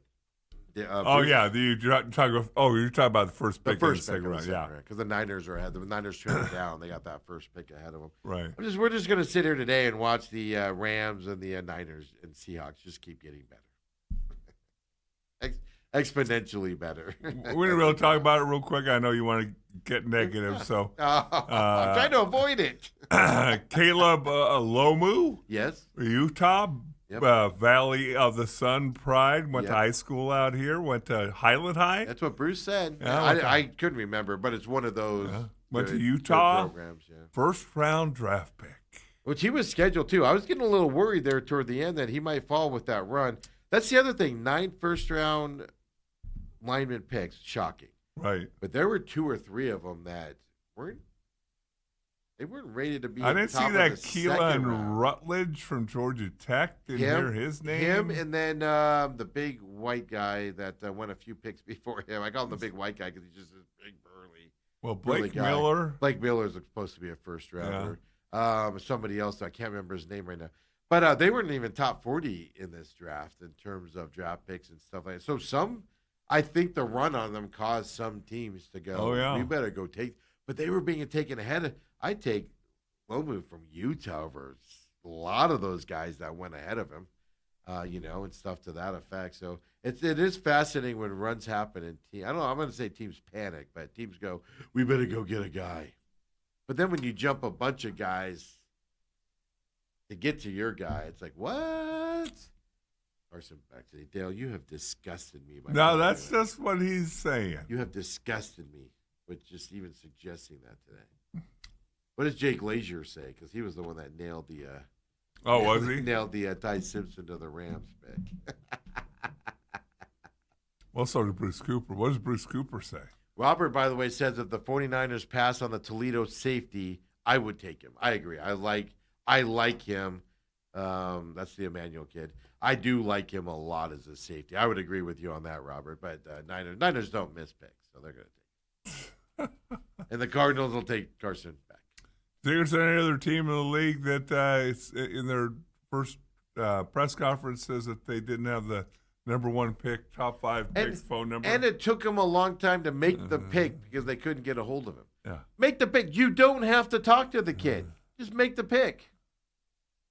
Do you think they were really getting calls to trade up? You think that's what they were? Or they were reaching out, seeing if somebody was willing to sweeten their offer? I believe that more than they had the wrong number, so that's what took so long. I believe there were calls happening, trying to. Oh, I'm gauge sure there's one way or interest the and other, stuff. whether they were getting a couple calls or they were calling teams. I mean, it might be they had the wrong number, but you don't need to talk to the kid before you draft him.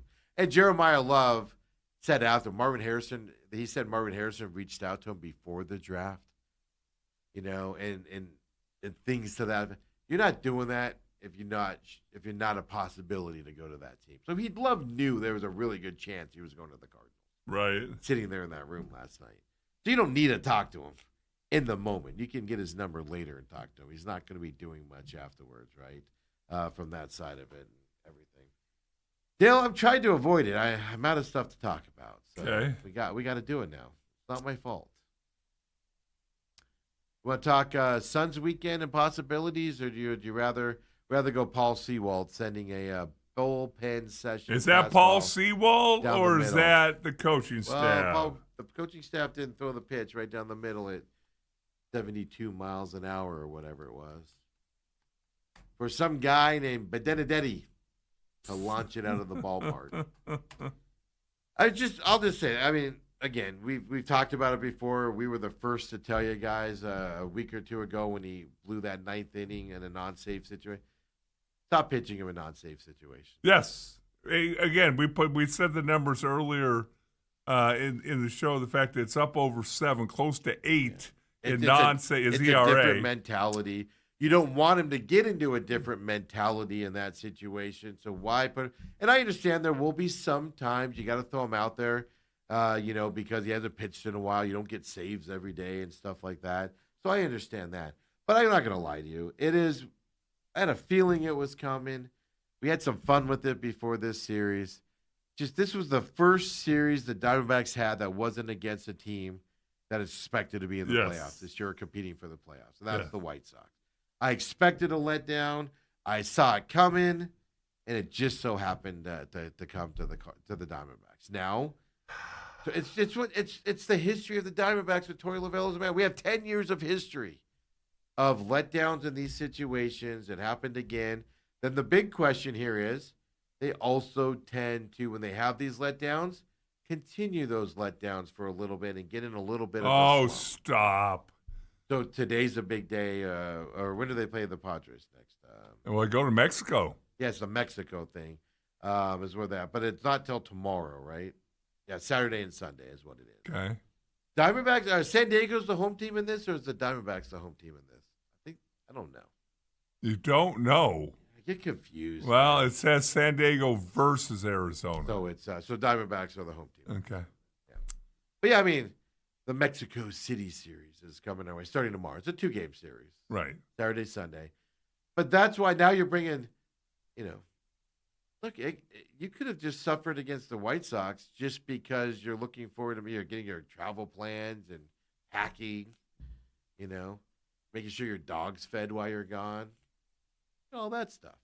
Maybe that was the problem with this team going into this series coming up.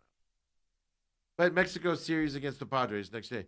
Look, Padres are a team that's ahead of you in the division. You want to compete with them if you want a wild card spot. You got to go down there, do your job. How do they play?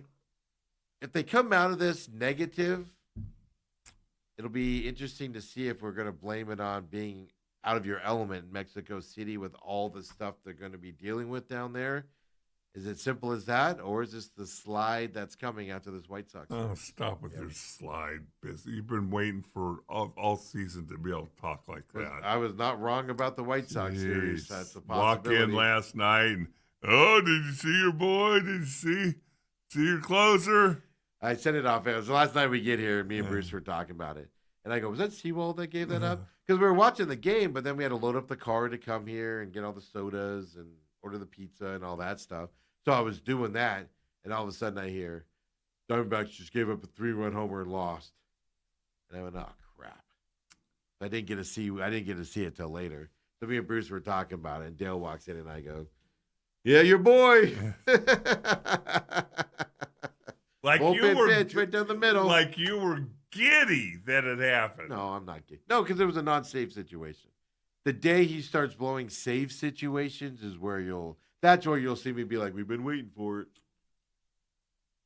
That's why I'm having more fun with these non-save ups. Just stop pitching him in this been situation. Waiting for it. Stop pitching him in that situation. You're 14-11 dive. White Sox, by the way, aren't terrible this year.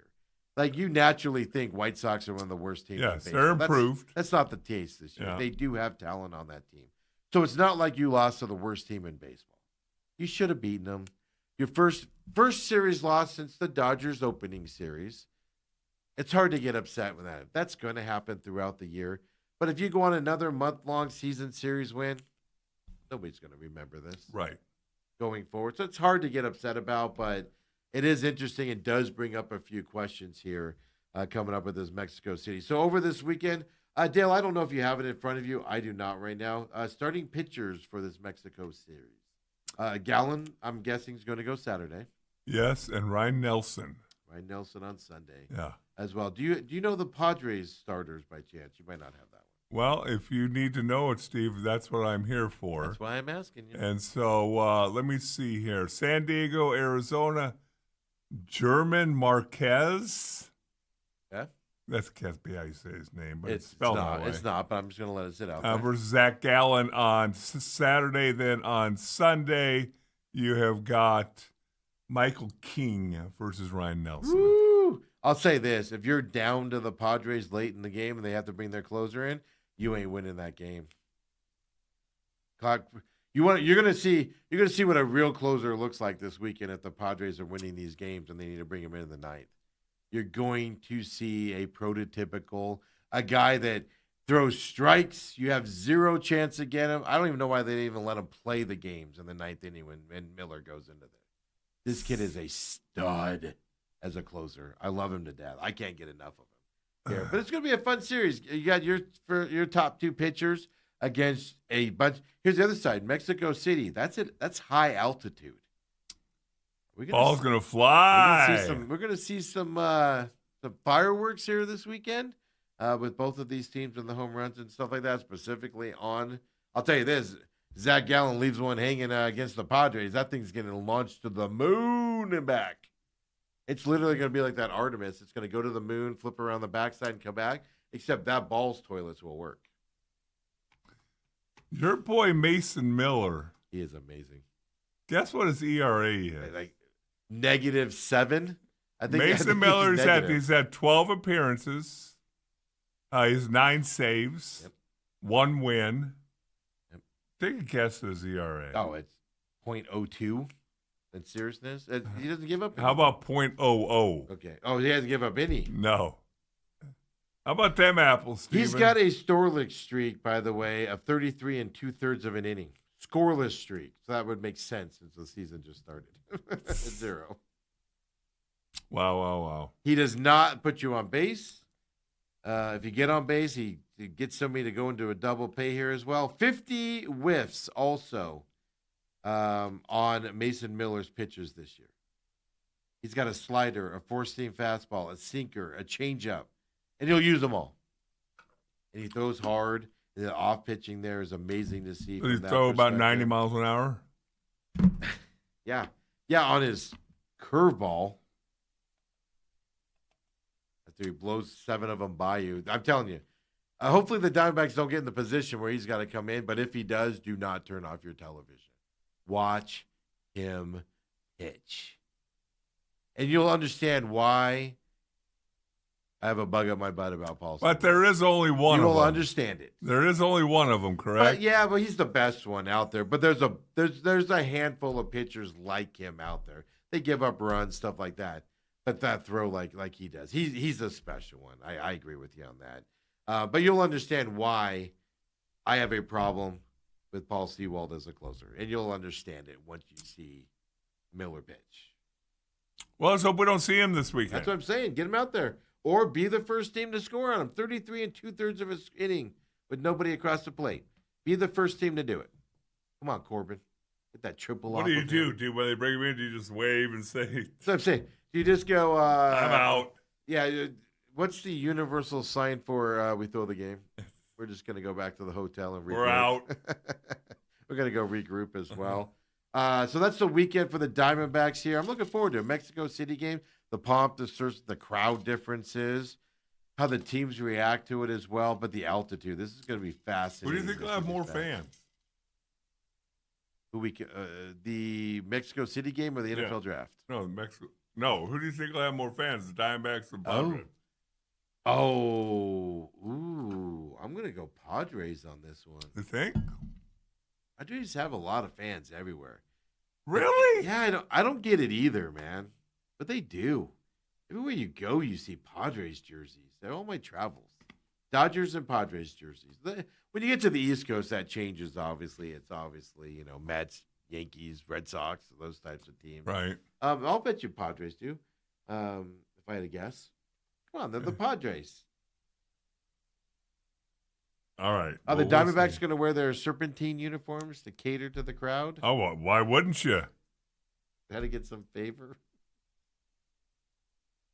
Well, hey, do you think there's any? Can we get any more Thunder good players to maybe just miss a few days? Yeah, he's going to miss more than a few days, man. Yeah. Hamstrings. And that's the weird thing. He came back from I might have the legs wrong, but he came back from a right hamstring injury.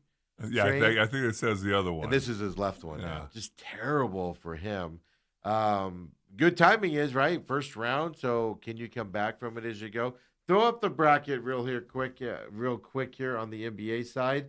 Look, I've been avoiding talking about this. We're having fun with everything here on this Friday, but Thunder Suns, they play tomorrow. If you don't know, early game and it's on Peacock. It's just a 12:30 start. 12:30 start. Yeah, wake up and watch some midday butt whooping. Well, you could do both, Steve. You could go to the Suns game and then keep going to the Rattlers game. Oh, I didn't think of that. Yeah, how about them apples? Yeah, not spending money on either of them. Wow. Do the Suns at home. Now, Devin Booker, if you don't know, the tees were rescinded by the NBA. Being Devin Booker's technical foul. And even Brooks was as well. So, and then one against the Thunder was rescinded also. I know. So basically, that's the NBA saying, yeah, these refs were being idiots in this game. We'll rescind them from you. I thought Booker was going to get a $50,000 fine because he named the ref. He's going to get a big one regardless, but I thought it was going to be 50 strictly from the naming of the ref. Yeah. It's only $35,000. I also believe the NBA has to fine him. You cannot let a player do that because you would open up the floodgates. They have to fine you if you attack the refs in that fashion verbally, and then if you name them, you have to be. But I also believe it's only $35,000, which to Devin Booker, and I wouldn't be surprised if he gets a nice dinner or a check slipped into his deal from either teammates or Matt Ishbia as well. Matt Ishbia came out on Twitter yesterday and said, Devin Booker's not wrong. I'll summarize it. Devin Booker's not wrong. That was a disgrace of officiating for our league last night, is basically what I he said. would not be shocked, like it happened to me in first grade when I got into a fight protecting a girl that was handicapped. got called to the principal's office. They got suspended 2 days. I got suspended 1 day, and the principal called me and my parents in and just said, hey, I had to do it. Yeah. You did the right thing, but I had to do it. And I have a feeling the NBA probably, along with, hey, it's $35,000. You're making $60 million. No, I have no doubt that fine is less than it should have been. Yes. And the T's were rescinded. That is as close as you're going to get to the NBA saying we done effed up. Right. That's as close as you're going to get. Now I see a lot of people talking about the Sun, quit complaining about the refs. I agree on the court. You're not going to change it on the court. Right. The refs are going to do what they're going to do with this Thunder team. Well, here's the thing. But Devin Booker, what do you mean? Can they? Because here's what I've heard people talk about, and you and I talked about during the regular season. Mm-hmm. A lot of moaning and groaning. I've seen Booker trail plays because he's looking for a foul, and yet he goes to the free throw line 15 times a game. Oh, absolutely. Can they said their piece? NBA kind of backed them as much as they could. Don't do it on the court is all I'm saying. Yeah. Do they play tonight? Do they just play? Yeah. And let the chips fall where they may. Because that's the worry, right, is the Suns are going to go into this game, and now they're going to try to lobby the refs during the game, and that takes them out of the game. Yes. So, no, you said your piece. You did it after the game, which is the right way to do. I'll say that Devin Booker did it the right way. Matt Ishbia did it the right way. Went and backed up his player and put his comment out there. Mm-hmm. They did it the right way. Will the NBA listen? Will the refs listen to this at this point? That's what we'll find out tonight. My answer to you on that is no. It's going to be the exact same thing. You had a good defensive strategy against the Thunder in Game 2. You played the best you could possibly play in Game 2. If you get Goodwin back tonight, you might be able to play just a little bit better against the Thunder at home tonight. Maybe you get some things going your way with the referees tonight on top of that. I still don't think it's enough to beat the Thunder. That's the problem. Any other team, yeah, you're going to make this a series. You're going to win. Well, here's what's going to happen. Against the Thunder. The Suns are going to have to play almost a perfect game. Because here's the thing, and I heard somebody else talking about it, and it's so true. Like, the Suns were close. They were down 2. They were down 3. And then it seems like in 42 seconds, 2 turnovers, and they get 3 possessions, and all of a sudden they're down 11. Yeah. It's like, well, how did that happen? It happens quick. You know? But now, again, that Jalen Williams, he had 19 points, I think, in the first half. Don't underestimate that injury to the Thunder. Yeah. That changes their rotation. That changes the way they play. You get a couple guys into an early foul trouble on the Thunder, they've lost a major piece to their team. Yeah. They might struggle to adjust to that during the game. Now, for Game 4, they'll better adjustment. They might struggle to adjust to that situation tonight. That's what you need to happen. And like you tomorrow night, or tomorrow afternoon. Yeah. But the big thing for me is if you can stop the turnovers also, you'll make it a closer game as we go into it as well. So that's there. Really quick, Lakers, Rockets in this series. Also, I'm going to call it the injured series here as we talk about that anymore. Golly. But that is 2-0. That's tonight. They get back on. Just the NBA stretches out this first round so far. Also, I'm going to go so far to say this in the Nuggets-Timberwolves series. Nuggets might be in trouble. I'm not saying they're going to lose this series, but this might go 6-7 games. Do you see how bad Jokic played last night? Terrible. There's something going on with those Nuggets. Right. And the Timberwolves play good defense with their length and everything. This is a tougher series than I gave it credit for going into it. Now it's 2-1, of course, Nuggets. They still have the lead. But this could get stretched out a little bit on the Nuggets, which isn't good for the Nuggets because Spurs Trailblazers, they get that winner. They play tonight as well. Do we see Wemby tonight on Prime Video? I thought I saw where he's not playing tonight. Yeah, I think they officially announced. We don't. Folks, there's no way. If you got a concussion like that, I'm sorry. You're not coming back after one game. No, it's usually a 5 to 7 day And keep in mind, that's a 1-1 series right now. This could get fascinating for that bottom part of the bracket as well. Then on Saturday, you have Pistons Magic as well. By the way, 10 a.m. our time. That's the game before the Suns game tomorrow. Magic are giving the Pistons some fit. The Pistons had to make some defensive changes in Game 2 to get that victory. The Magic are matching up well against the Pistons. It's in Orlando now. Can the Magic make it still tough for the Pistons is kind of the question. you got there as well. Sunday, you got the team nobody cares about. The Raptors did win last night. It's 2-1 Cavaliers, but the Raptors got the win. But this series, not a fun series to watch. But the big news here, besides the Celtics 76ers tonight as well on Prime Video, Dale, your New York Knicks lost to the Hawks last night.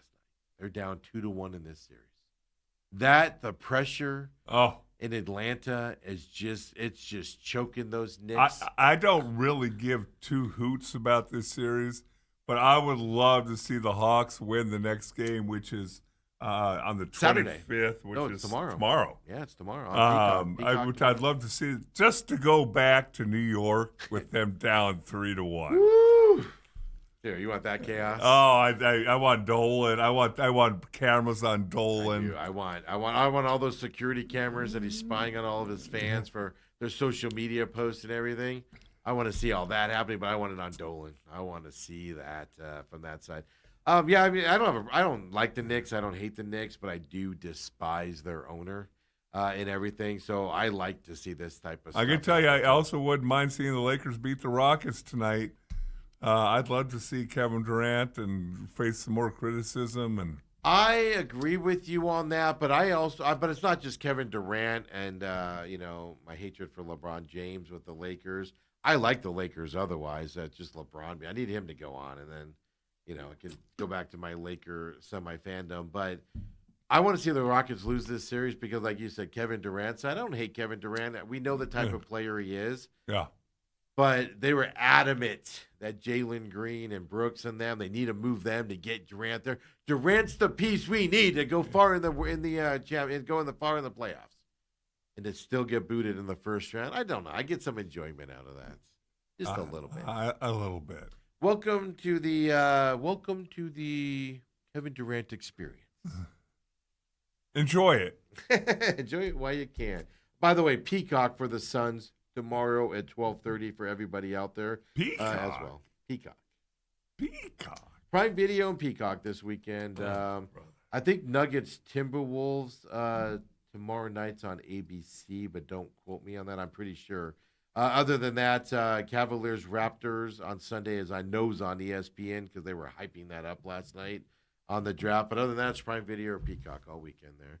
Throw up the NHL playoff brath here just so we can just get everybody up on that. As we finish up this Friday, Colorado got the win last night, 3-0 over the Kings. Kings are making it a tough series in terms of making the Colorado work for it. You expected Colorado to win this series. Lou said yesterday, if you guys were watching or listened to it or going back and listening to it, Lou said the Colorado doesn't want to sweep in this series. Rest is bad for the NHL. You want momentum. You want your goalkeeper to stay hot, stuff to that effect. Because this Dallas-Minnesota series is going 6 or 7 here. I just don't know if I buy with Colorado. You can get healthy because the Dallas and Minnesota is going to come into the next series beat up. I'm fascinated to see if Colorado has a long rest, which they're going to, how they can play against Dallas and or Minnesota here with that next series, because that's a fantastic series as well for them. Of course, we're looking at that. The other games, Buffalo's still up 2-1 and everything. Carolina's up 3-0 on Ottawa now. These were the games last night. So we'll see this weekend when we come back who makes a run. Is Montreal still big? Is Buffalo continuing to dominate against Boston as well? Edmonton, Anaheim, Vegas Knights, Utah, your Mammoth, Dale. I think they could be tonight. They might be tomorrow night. I get confused on my days here with the draft. But Pittsburgh, Philly, yeah. I'd like to thank the Penguins for participating in the NHL playoffs. Hope they enjoy their offseason. I hope they enjoy the NFL draft. Watching that from Philadelphia because they're on the road right now. Dale, what are you doing this weekend? Golfing? Golf this afternoon. Cheering on my beloved Phoenix Suns tomorrow. Win one for the Gipper. I will say this: I was impressed with the Cowboys draft. I'm not impressed. They didn't screw up their draft. Let's put it that way. Doesn't look like they did. Yeah, they made the right moves. Maybe Bill Clinton gave them the right advice. Did you see Bill Clinton's face when Jerry Jones fell? Even Bill Clinton, literally is looking at him like, "Oh, old man." Well, he didn't fall. He kind of wobbled. stumbled. Yeah. Somebody caught him. People were reaching to catch yeah. him. He was falling. He was yeah. going. But Bill Clinton, watch the still shot of that. Find that. Bill Clinton's like, Why do I have the feeling, Steve, that if either one of you were on the dais and we tripped, that they'd all... oh, yeah, they all leaned backwards. Hey, man, have well, because everybody in that room was like, if he goes down, we're all fired. No, if he goes down, Steven could take over. Oh, they don't want that to happen? I don't know. You know those halls better than anybody else does over here. So that's the question. Folks, have a great weekend. We'll be back on Monday. Well, Dale won't. Dale's taking a couple days off next week. I'll get you going. Class of 1980 Saguaro High School golf trip. Try to do it annually. Oh, you guys just come back in one piece. Just remember, it's for fun. Don't get competitive. Oh, it is. Don't act like you're 20 years old again. Steve, our golf trip has changed so much over the years. We've been doing it for about 20 years. It used to be drive over Thursday, golf 18. Get up Friday morning, play 36, play 36 on Saturday, play 18 Sunday morning, then drive home. Now you're like, how many night hole courses are there out there? And now it's literally going to be, we're going to drive over tomorrow, have a nice steak dinner, hang around the pool, golf Tuesday, drive over Monday, golf Tuesday, golf Wednesday, and then come home. Sucks getting old, Dale. That sucks getting old. Class of 1980. Back when you're just a twinkle in your dad's eye. 3 years old, Dale. You were graduating from high school when I was 3 years. You were born in 77, huh? 77. I mean, you'd be 50. Woo! I'm not going to handle it well. You might want to avoid me come February of next year. I want to know if the princess can throw a party for you. Well, you'll be invited. Yeah. Maybe. If I still like you. Yeah. A lot of things Yeah, change. what are we, 3 years? Two and a half, 3 years now? I haven't got rid of you yet. But if you haven't noticed, I just keep people around, whether I like them or not. Just easier that way. We'll see you on Monday, everybody. Nice closing words. Go with some positivity on your weekend with that, Dale.